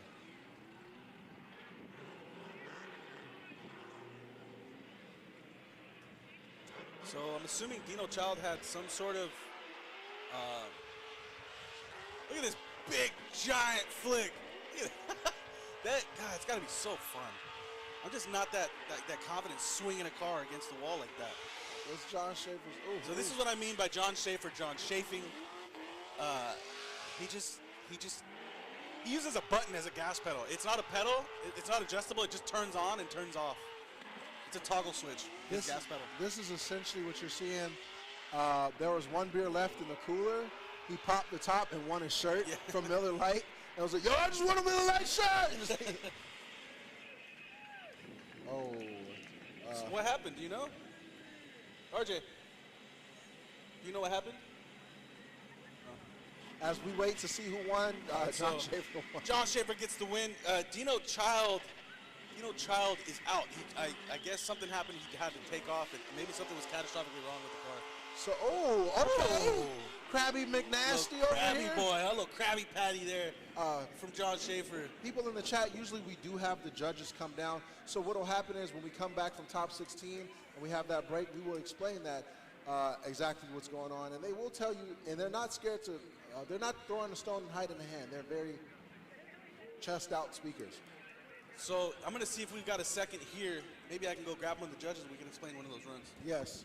As we sit here and wait, beautiful Orange Show Speedway here in San Bernardino, California. It is bright as heck out there, everybody. I just took off my visual sunglasses. Four here at round 4. September 13th. We'll be here at Orange Show Speedway round 4. That is right. And that will be the Outlaw Run, as you can see here in San Bernardino. I'm writing this down so I can tell my job I need a permission slip. September 13th.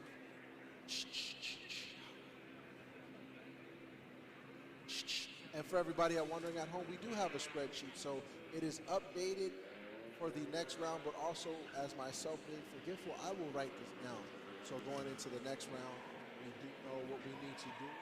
And everybody interested in buying anything, shopanytimela.com for your hottest and greatest merch. As we sit here, TJ Hunt versus Kyle Mohan. TJ Hunt in the 2JZ powered 730 horsepower and right, the so 13B.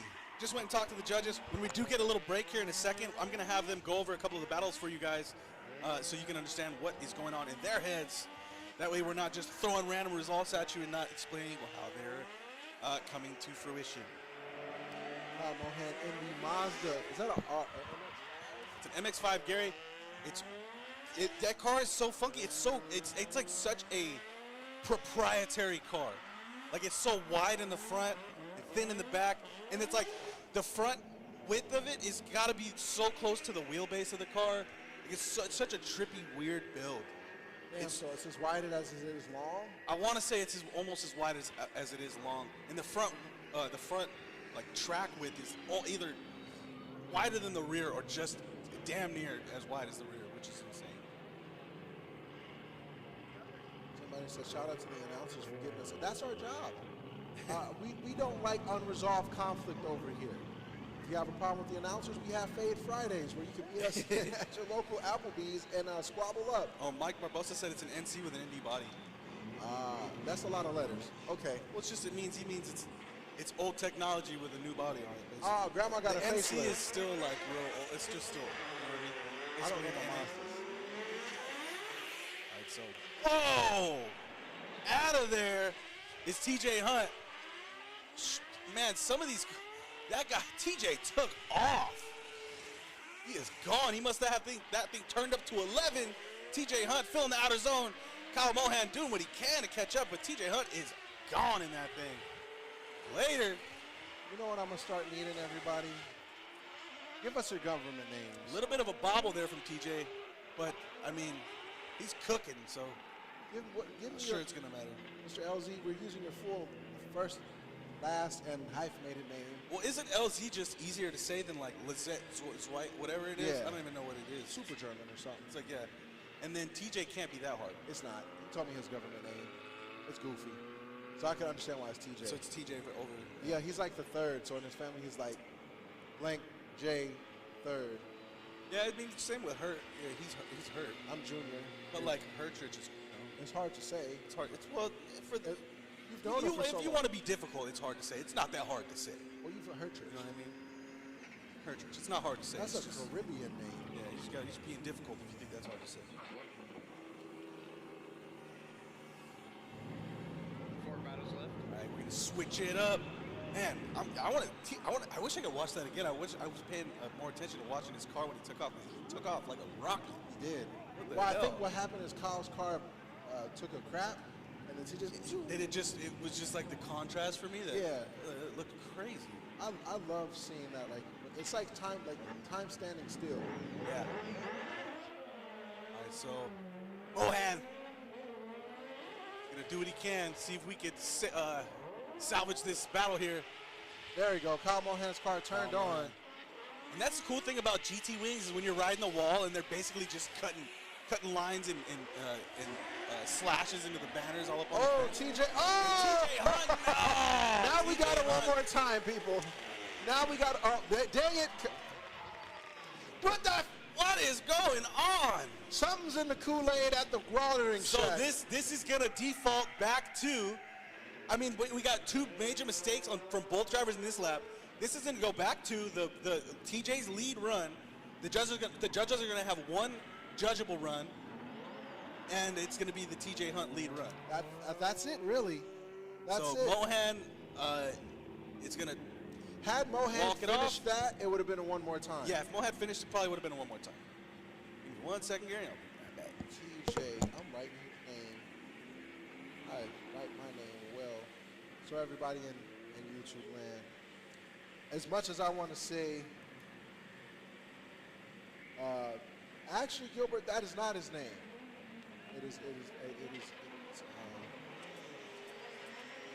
As much as I would want to see it one more time, I don't think that'll be the course of action. The reason why is if Kyle had finished his run, then we would get a one. Oh, they'll meet up at the same time. They want to fight, huh?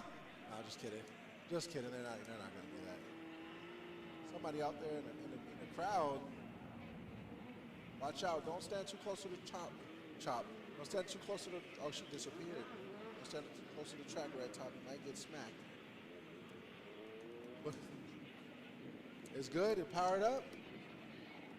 Remember, we got round, track. Who's that on the track? Okay, camera guy one. But as we were saying, for our next battle, Aaron Velasquez. Yeah.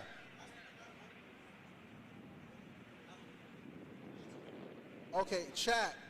We ask that you vote on the battles. Let us know in the chat what you want to talk about and what was happened. That way you can get a clarification. So in the chat, just comment, hey, I want to know what happened with this battle and what happened with this battle. Does that make sense, Mr. RJ? It makes perfect sense. Dude, so many amazing things are happening right now. Like, we are seeing battles that I can't believe they are just ending or finishing or just going that way. Yes. From some of the guys that we have seen, good progression, but taking out these big dogs. Like that Jerry Johnson battle, dude, I was like, what the heck, Last round, he came out swinging, but now Dude. he put too many cats on the roof. Dude, exactly. Dude, that Josh Mason, I think I believe I know what happens, but I would like to hear from the judges, what is going on in that aspect. Why did they decide that? So, yeah, chat, let us know exactly which battles you want them to explain. Alex versus Eric Welsh. Absolutely. That's what they want to know. Yeah. Alex versus, I want to know too. Absolutely. Because okay, so let's put that in the notes. Alex versus. I'm writing that down right now, boss man. Yeah, so put in there. So we have that one, and then let's get 2 more going. So right after top 32, they're going to come. They're going to explain what is going on. And, everybody will get their answers. Chris, back to you, brother. Thank you, RJ. Shout out RJ, Big Duck Club, holding it down for the BMWs. Thank you, Mr. RJ. Little man. And now we got another S chassis versus BMW. Is this a buy run? No, it's Aaron Velasquez versus Sam McMoogie. Oh, Aaron Velasquez. Oh, these are 2 fast guys. 2 high horsepower guys. Blaze, okay. Blaze. Oh, no. Bummer. Oh, so because Sam is out. Aaron Velasquez with a buy run. Man, I was excited about that one. 2 high horsepower guys, Gary. Yes, and the second battle people want to know is who was that? Blaze Potts versus who? Blaze Potts versus Jake Gonzalez, wasn't it? Yeah. Yeah. So Aaron Velasquez letting her all hang out in his by run. Wow. Really, letting her all hang out. Little downshift there, gonna grab that gear. Fill in the outer zone. Right, is he in a J? Yeah, Man, that car sounds really good. That is, I can't think of his name. Gilbert, help me out. The dude who welds for us is driving a blank right now. I see it. Beautiful run. No, he used to run. work for Gretty. Yeah, I'm just having a big blank. I can see his face right now. He used to work for Gretty. It was a pro car. Give it up for Aaron Velasquez. But that's his old pro. I'm sorry, man. It's driving. My brain is fried right now for what's going on in the comments. Sean Adriano? Yeah, Sean Adriano's old car. Sean Adriano. Yes, sir. Yes, sir. You know, it's funny. I knew just because of the car. You said it's his old car. I said that's somebody's old car who would drive an S13 that looked like that. It's Sean Adriano. Yes. Yeah, Sean Adriano. And then, mind you, Aaron blew up a Jay-Z. Yeah, that's a Jay-Z car still, right? Jay-Z car, yeah. He blew up an RB, I thought. Oh, no. He Blew up to Jay-Z. All right, Gary. So almost at the end here, rounding out this top 32, I think we got 3 more battles. Justin Leonard and Dustin. Oh, this is a good one. Justin Farrell we got versus 2 Justin hot Leonard. boys. Somebody said slide through news is going to be crazy. Who threw it and who blew it? The judges. I want to honestly say, if you go back and watch, I hate to say it, Blaze Potts versus Jake Gonzalez, you will see on Blaze's follow, it was a little bit more sketchier than his lead. You're basing his lead run off of his follow run. Because if you notice, Jake plays it safe because of how Blaze's second run, that follow, that lead was consistent. So just go back and watch it. I could be wrong, but we will deliberate. Now we'll have the judges. Do we have all of our battles that we want to walk from the judges? I'll put them on the inside. Okay, Alex and Welch, Blaze and Jake. That was the main 2. Josh Mason. They want to know Josh Mason too. Josh Mason got taken out by that yellow E36. Yes, remember? he did. I'll put Josh Mason. That's the round up. Yeah, I'll personally vote for the Josh Mason one. I'd like to see what happened there. That's Elijah, right?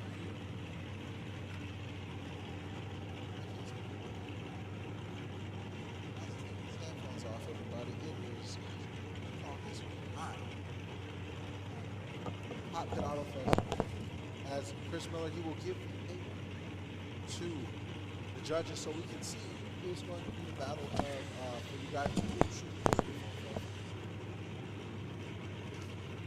Right now we have Dustin Farrell versus Josh Leonard. Josh Leonard in that 350G. Dustin Farrell in that S15 or S14.5 or 9, whatever the kids call it these days. Dustin Farrell. Sit here and wait.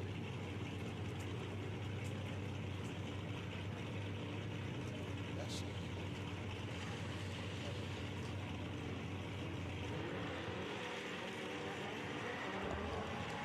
and they're off.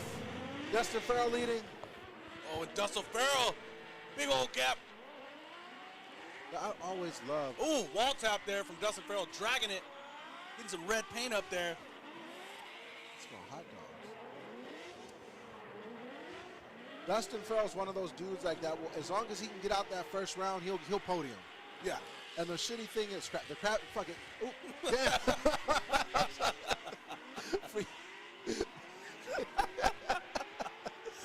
My bad. Oh, man.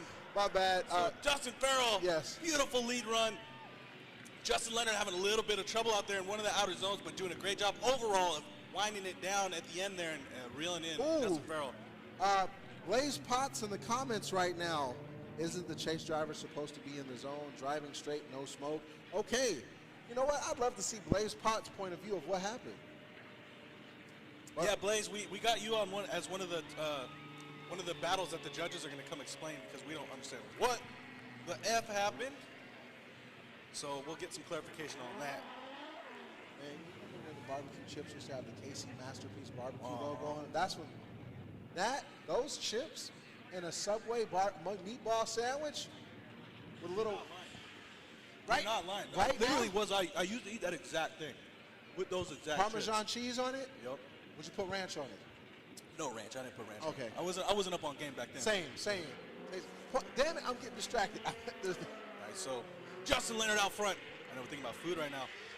Justin Farrell's gonna lead, so Justin Leonard got a nice feint entry there, and Justin Farrell not phased, gonna dive right in there. He said, I think I'll just hang out here for the rest of the lap.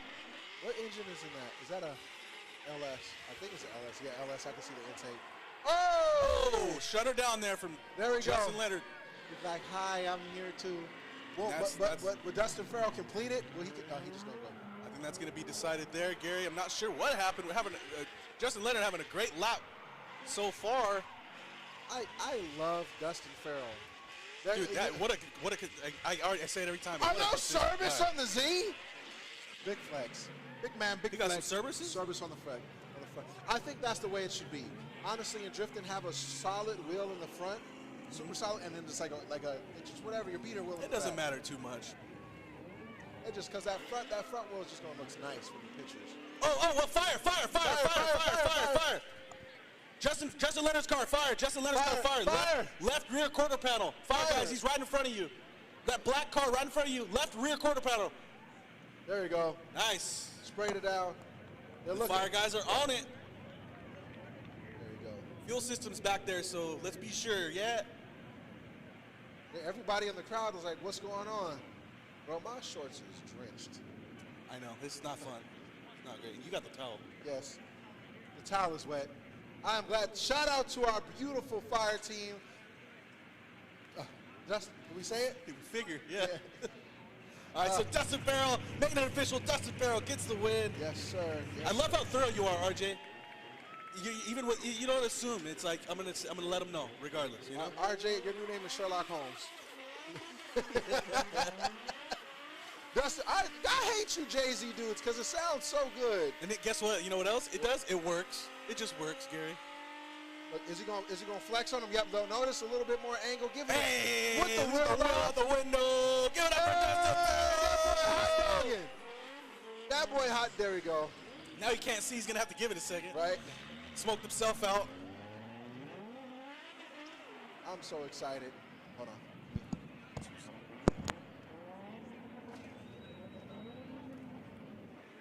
I gotta stand up. This is too exciting. Hello, who is that? We got Mr. Jeff Jones. Jeff Jones in his own car. This thing's been borrowed here and there, but this time it's piloted by the one and the only Mr. Jeffrey Jones.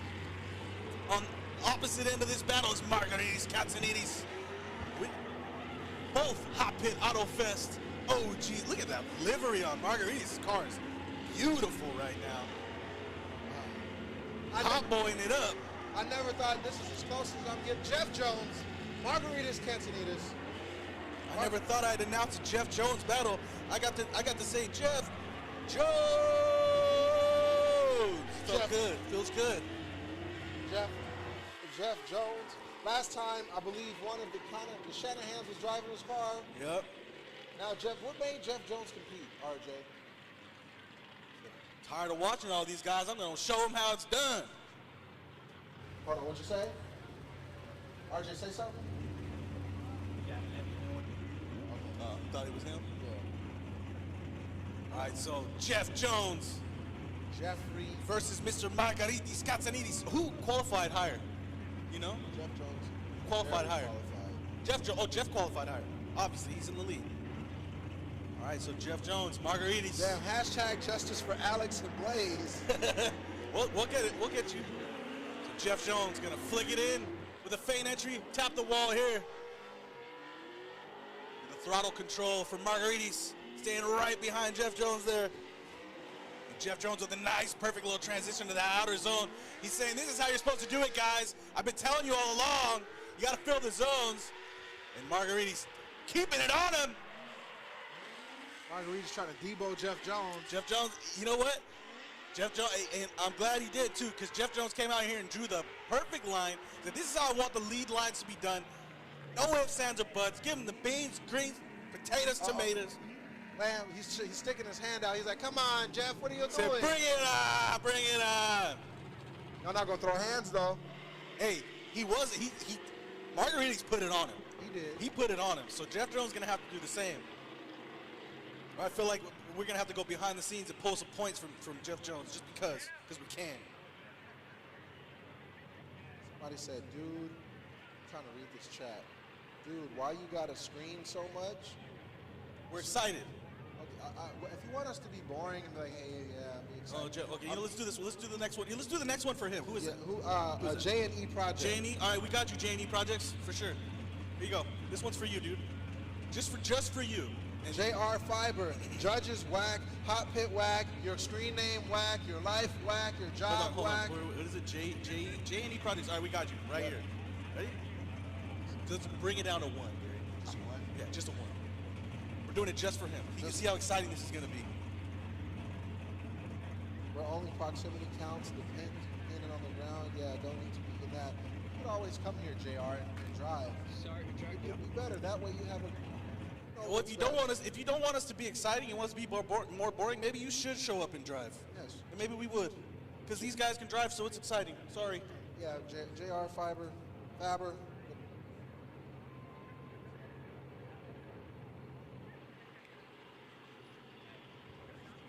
All right, so just a quick announcement. Got a hot. Oh wait, we'll tell you right after this. Oh wait, hold on. Margaritas Castanillas. Oh, he initiates. Jeff Jones follows. Jeff Jones is gonna follow him.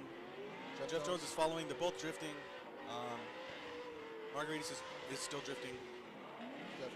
Jeff Jones right behind him. Very curved with Jeff Jones. There he goes. Okay. All right, so you see how it sucks? All right, Margaritas Castanillas laying it all out there, billowing smoke off the rear end of that car, gonna fill that last outer zone. And Jeff Jones says, "Give me that door, buddy. I'm not going nowhere." Well, Jeff Jones did create some distance because he fell a little behind, but Margaritas Castanillas nevertheless. Here we go. Where we got? JR Fight. It's just a keyboard warrior. Listen, like there's a famous man. You ever heard of the dude who be bowling? The dude who be bowling. The dude who be bowling. The white guy bowling. Who do you think you are? I am. Yes. Yeah. Pete Weber. Pete Weber. I want to say his name is. Hater to love it. Who do you think you are? I am. In his retirement speech, he'll say it. Hater to love it. Hater to love it. Are you still watching? And that's all you can do. You're sitting there with an unhappy life, barely making bare minimum to feed your family, hating on us because we glowing, skin nice, pockets heavy. You over here trying to bargain your family. He said, hate me or love me, you watched. And that's all you can do. What a savage. All right. We're going to make it official. Jeff Jones, Margaritas Castanillas. Who's going to get the win? Right. Shout out to Hannah's Room. Shout out to everybody with good sportsmanship. Shout out to Hannah's Room for the vibes. Shout out to Vegas Drift drivers for the vibes. You know what I appreciate about Vegas Drift? I kept sucking and they're like, just do this. I kept fixing that because I kept going off track. They honestly should have just kicked me off. Yeah. At some point, they're like, hey, kid, get the F off this track. But no, the track support was like, hey, we having fun watching you crash. One more time. Get over both of these drivers. Right. Shout out to Andy, It's Lit, Gilbert Gonzalez, LHR. What's LHR? Did we announce after top 32 people have stunt daddies? Oh yeah, top 30. After the top 32, there's going to be a stunt battle with the stunt daddy. So don't go anywhere. Stay in your seats. We got a stunt show coming up right after the top 32. We got one more battle after this. You know what we need? A magic show. A magic show. Watch me take all this money and turn it into a drift car. Still not done. Watch me make all this money disappear. Would you buy? That's all. Built an RX-7. I gave it to him. Blaze I gave him Pops, the list. Josh Mason, Eric Welch, and Josh Mason, Eliza, yeah. But Blaze Potts, people want to know what happened with Blaze Potts and Jake Gonzalez. Blaze Potts wants to know. Shout out Blaze Potts crew. I saw y'all in that parking lot of that industrial area doing some Shout out Rob and Pop Shop holding it down for Aaron Velasquez. Shout out my boy Brandon for giving Sean Ellsworth a little bit of sweat on his butt cheeks. Wait, did we get a winner? Wait a minute. Little old boy out the chat.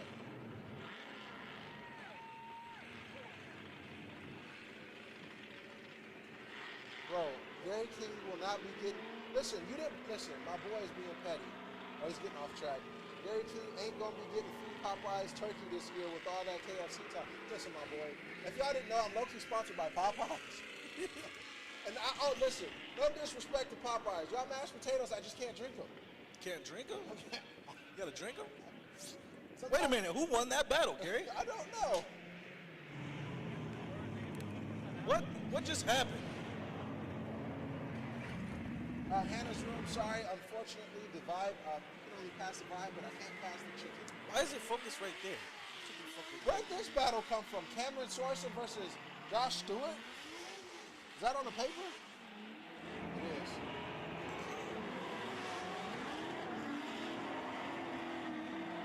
There's a lot of Vegas guys out here this week. Oh, he said pretty sure they called one more time. They didn't call us to tell us. They didn't tell us nothing.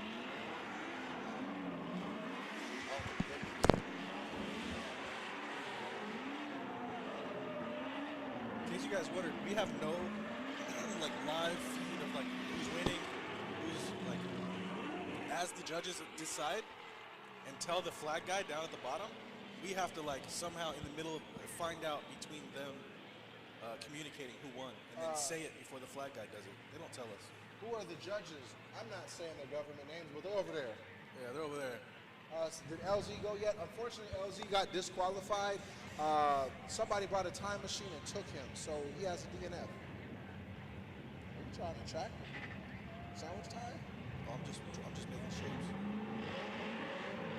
All right, so Josh Stewart out front. Oh, my nose is tickling, Gary. Uh-oh. Okay. Cameron Sorensen on the door of Josh Stewart as they come into that second transition right here. Cameron Sorensen.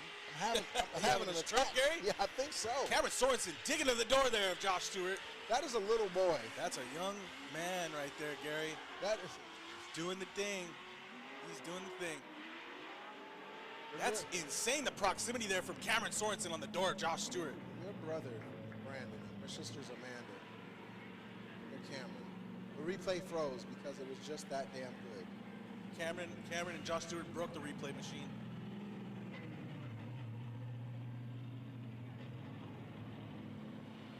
Cameron Sorensen, Josh Stewart, let's switch them up. Cameron will lead, Josh Stewart will follow. Cameron's got an immaculate pit team over there. Yet another gentleman I used to see at Apple Valley, gentleman on his team. I believe that's the skate park guy you grew up with. Yeah.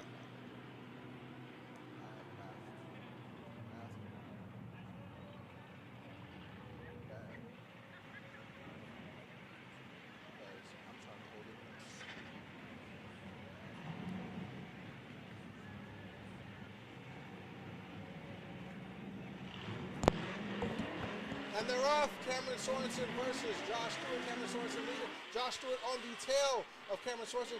Josh Stewart in the door of Cameron. He is keeping it up as they're both riding high on that wall, and they come into this last transition as they come into the second transition, excuse me. And Cameron Sorensen, oh, they both split ways. Josh Stewart continues to keep going as Cameron Sorensen bows out as he comes into that last transition. I do not know what happened. Josh Stewart, all he needs to do is finish this run and he will secure a win. I want to know, is Cameron okay? What happened? And Josh Stewart, another Vegas drift. Driver Cameron Sorensen's car seems to have some and he starts back up. Find out who won that battle.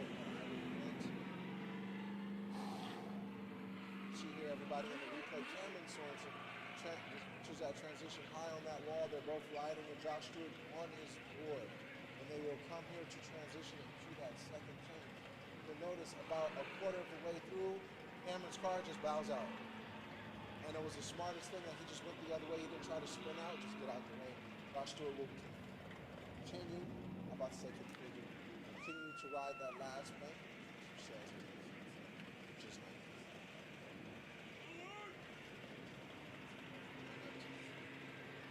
Josh Stewart. Sorensen.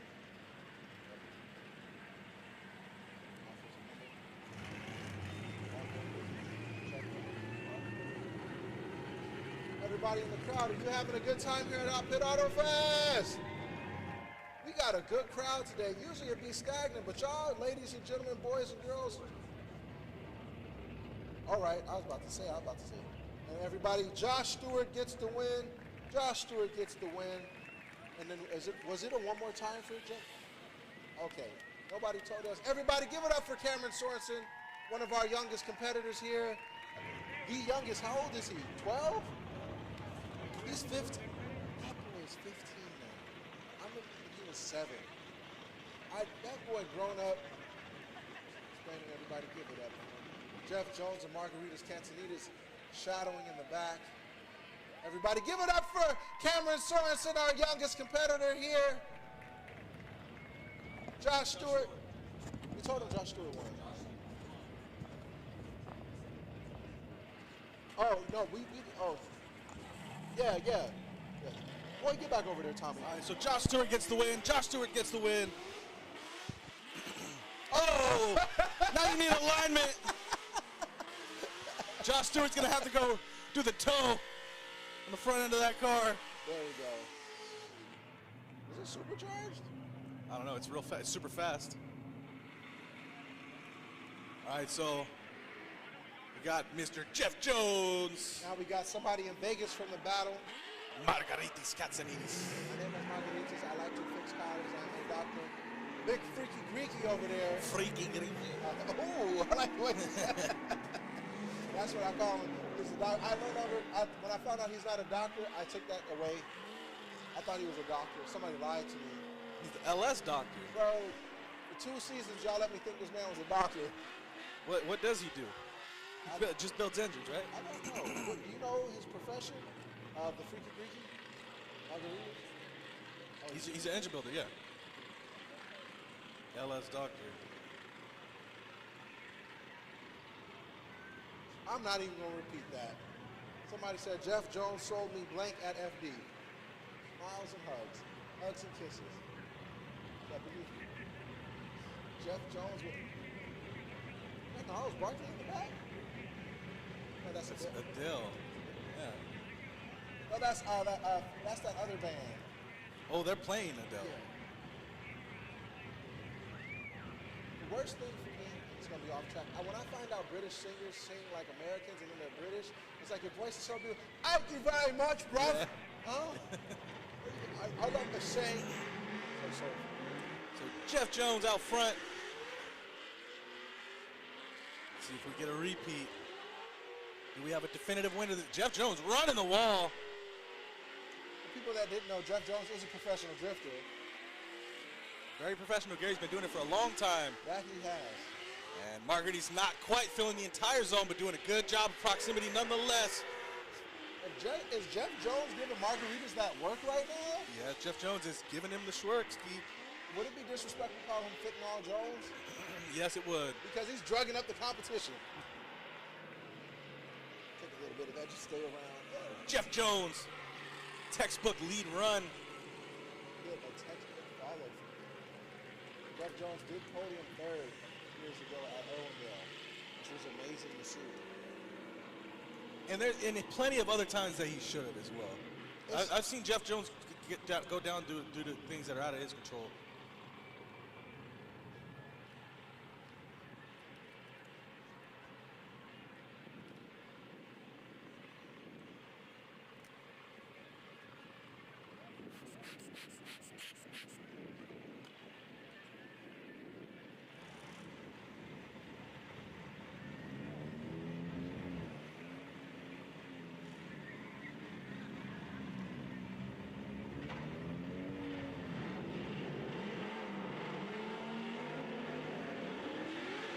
Margaritas out front. I think Jeff Jones was expecting a big flick there.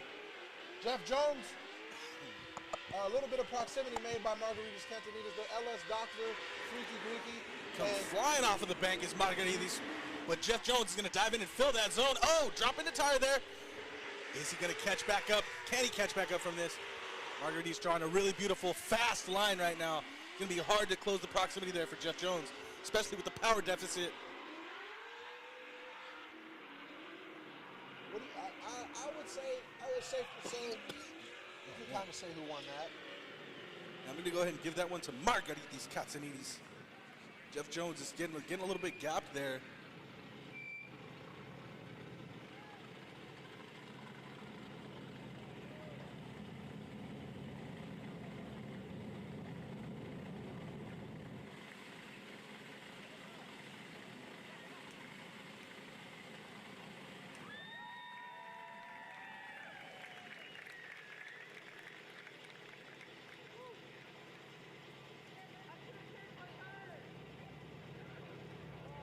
That might be wild.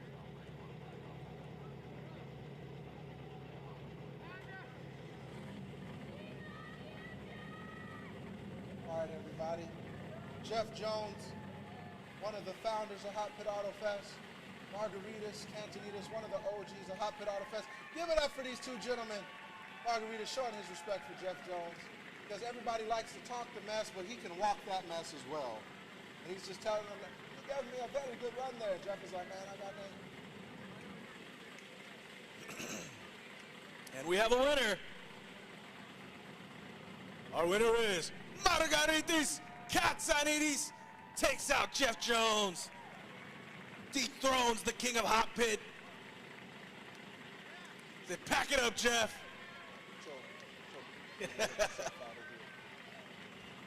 Give it up for Jeff Jones and Margaritis Katsanidis. All right, stay tuned. We have our freestyle show coming up right this second.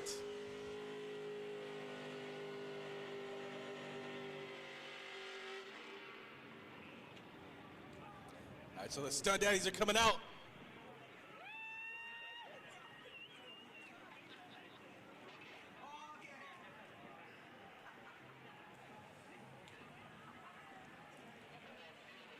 Oh, they can hear us in the stands. I know that, but the commercial is, you know. So I take it judges answer after a commercial then. Yeah.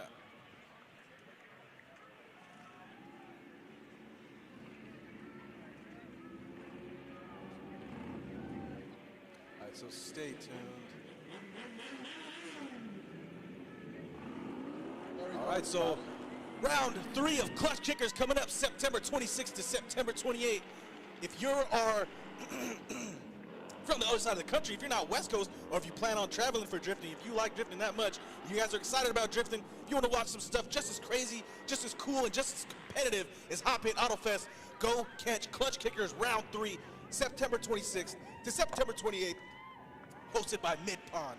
More info at clutchkickers.com. Big grassroots drifting coming up in this decade. The end of the professional drift and the grassroots era is now here. Stunt Daddies, everybody.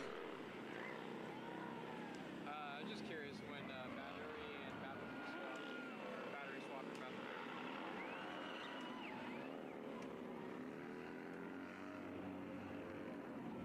All right, so here's a quick look at our top 16 bracket.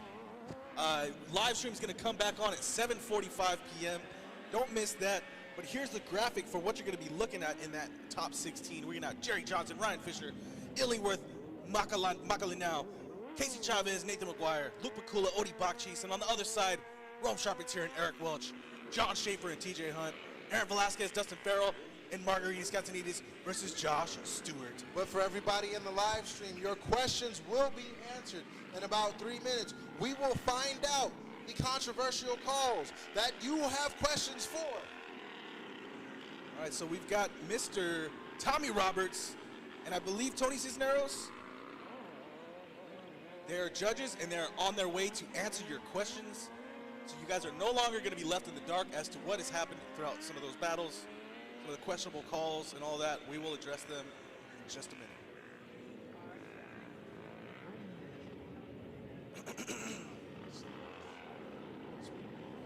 Look at that guy doing a wheelie with one foot sticking out the side. Really?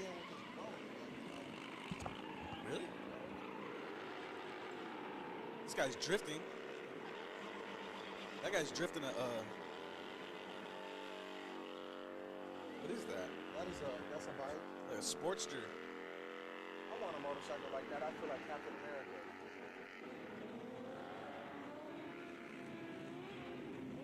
Be like a monster truck.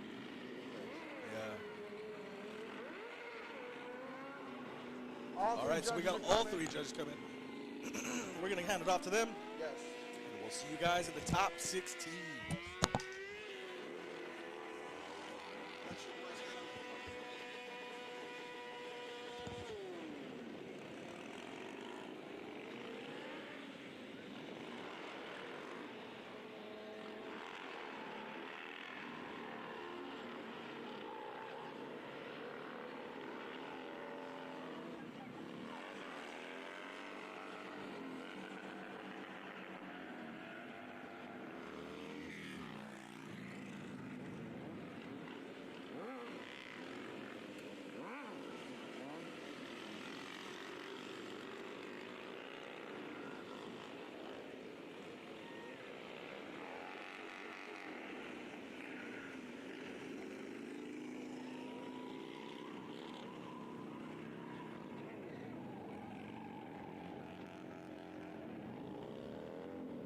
All right, so we're going to discuss some of these calls that are getting a lot of traction right now.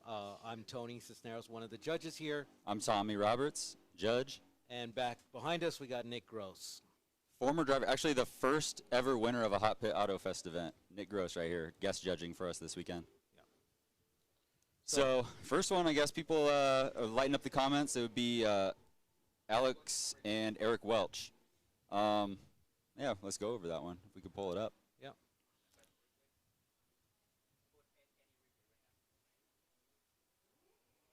Oh, not this one. Okay. This is Josh Mason. Oh, this was the toughest one for us, for sure. Josh Mason, kind of mid to high line. Okay, decent, holding his angle. Elijah just kind of following along. Whatever. Decent line from everybody here. This is one of the biggest points. So Josh misses this, misses going into this outer zone here. He, like, tosses it in. Let's run it back if we can. Got to slow this down.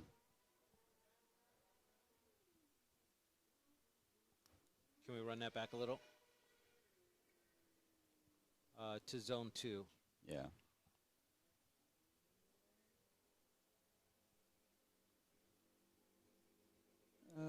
Okay, like right here. So, yep, Josh doesn't make it into that box. Yep. Elijah's kind of trying to get in there. And because Josh is on that tighter line, he's basically going a lot faster, and he's pulling away. And I could see that Elijah gets lost in the smoke there, and he kind of straightens out.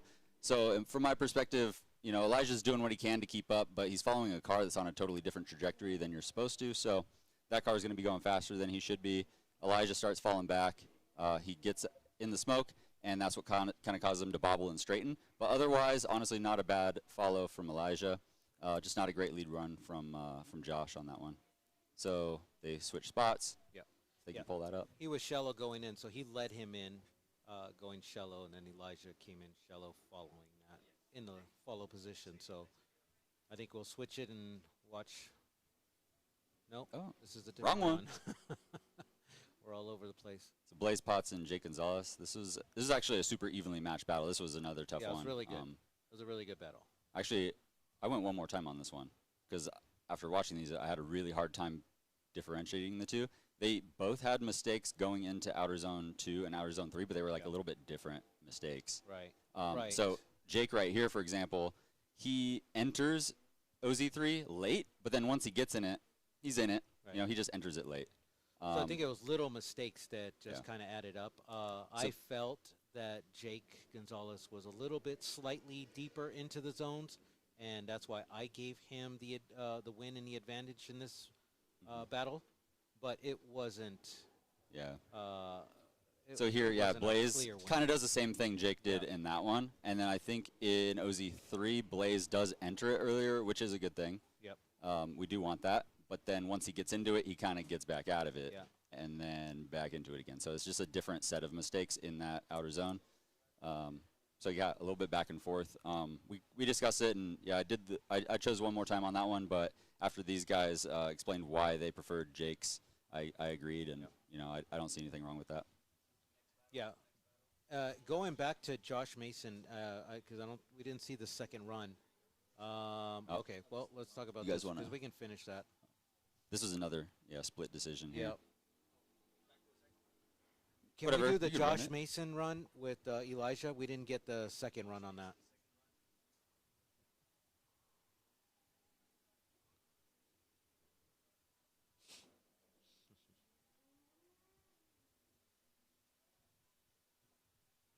All right, so yeah, we don't have the complete replay, but anyway. Okay, so Elijah, I mean, his run's like pretty good. He gets it's decent. Yeah, he's it's mid. Not quite as shallow as Josh was. He's a little bit more in the zone. So Still here's not where like the amazing. big controversy I think comes into this is that for me, Josh was off track and offline. So if you see the zones that we have painted in the infield, there going into zone 2 and that margin there. Josh was way inside, so if he was outside, if he would have been on the bank fully, we just don't have it painted inside to say paint, but he was way past that line of depth going inside, which would deem him off. And that was really at no. So we also are like trying to look for if the lead driver is doing something that's then causing the chase driver to make a big mistake like that. In this case, Elijah is just cruising along, decent line, decent angle, decent pace. He's keeping up his speed like he should. Right. And then for no fault to Elijah, Josh just decides to miss time his transition and ends up way inside. And then if you actually look at the entirety of Elijah's run, it's not extremely exciting. Kind of more of a basic car, but he is, for the most part, hitting the zones like he's supposed to. You know, he could be deeper in there, but he is in the box. Yeah. So it was a bit of back and forth, and that was out of this whole thing, that was absolutely our toughest decision. I really didn't know how it was going to go. And another thing here is we don't do traditionally one more times work like this. I think that they probably went over this, but usually it's, you know, majority rules. So if there's 2 one more times and somebody chooses another driver, it means this is one more time. But here at HOTPIT, it's more of a tiebreaker. So if 2 judges choose one more time, whatever the third judge chooses is the tiebreaker. And we never know if somebody's going to do that. So we're doing anonymous judging here. I'm choosing something, Tony's choosing something, right? So whatever the third one is, that is, you know, in this case, that's Nick. What we all find out. Yeah. So, it just and we're that's the tiebreaker. Pushing to make a decision and not make a one more time. We're trying not to do one more times unless it's going to be super exciting. If everybody wants to see another run again because it really is that close, you know, then we'll do it one more time. But if there's some little stuff that we can really dig into and try to find a winner of this battle and kind of speed things along and give credit where credit's due, we try to pick a winner. And come on, Nick, you can join in on Get this in one. Here.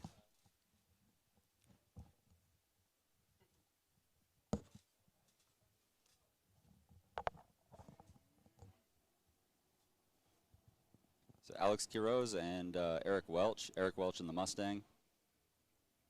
Super impressive driver too. That is a full body 4,000 plus pound Mustang with a little over 400 horsepower. So he's definitely wheeling that thing. Yeah, he's getting it around the track really well for what he's working with and getting into all the zones right where we were asking him to and holding his line all the way through it. I really did like his lead run. And actually on this one, I'll admit I went with the Corvette. But then again, this is really close. It could have been a one more time. I could totally see that. And, that's why it was a split decision. And after you guys told me why you picked Eric, I'm totally happy with that. I don't think we disagreed, really. Just slight differences. Yeah, my deciding factor for this battle was Eric's Mimic was much better, and we felt like the sacrifices that were made chasing him weighed heavier than the proximity because of his Mimic. Yeah, so you can see, the lead driver, Alex, his lead run was actually really good until outer zone 3, where he kind of he entered it late, kind of came out of it and went back into it, so that was kind of funky. Eric, he was a little bit back. He didn't have the proximity, but he really did follow very well. He followed the line, matched decent angle, and then honestly his lead run, super good line, he even very consistent. Followed him off track in outer zone 3. Yeah. So doing the best he can to follow the lead driver and stick it right to him and do exactly what he's doing. So yeah, that was another tough call.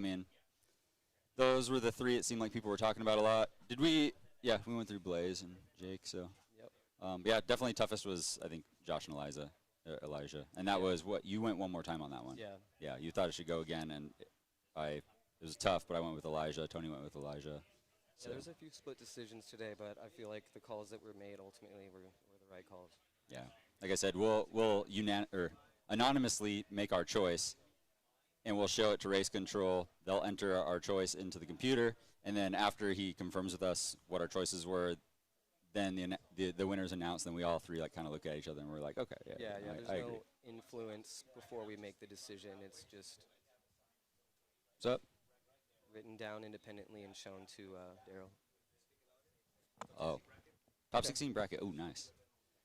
Jerry Johnson, Ryan Fisher. That was another tough one, unfortunately. I mean, Jerry Johnson's like a ripper. I mean, since he came into this series at round 1, he's probably my favorite driver to watch. He's a ripper for sure, and just had, unfortunately, he hit the wall in front of Ryan, and he hit the wall, kind of straightened the car out, and I saw Ryan kind of like pull back because he just doesn't want to blast Jerry, I'm sure.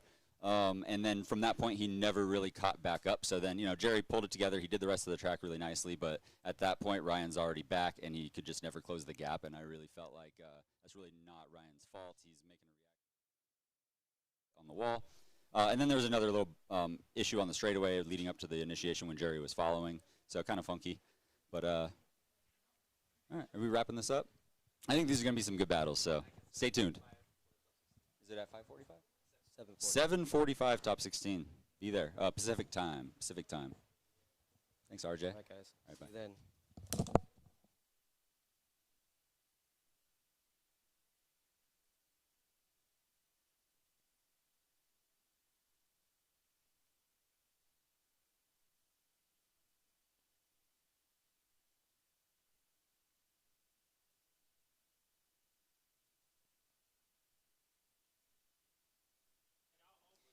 Ladies and gentlemen, we'll be back at 7:45 for the top 16. For the meantime, go check the vendors, check the show cars. There is food, drinks. There's a whole bunch of action over here in the car show.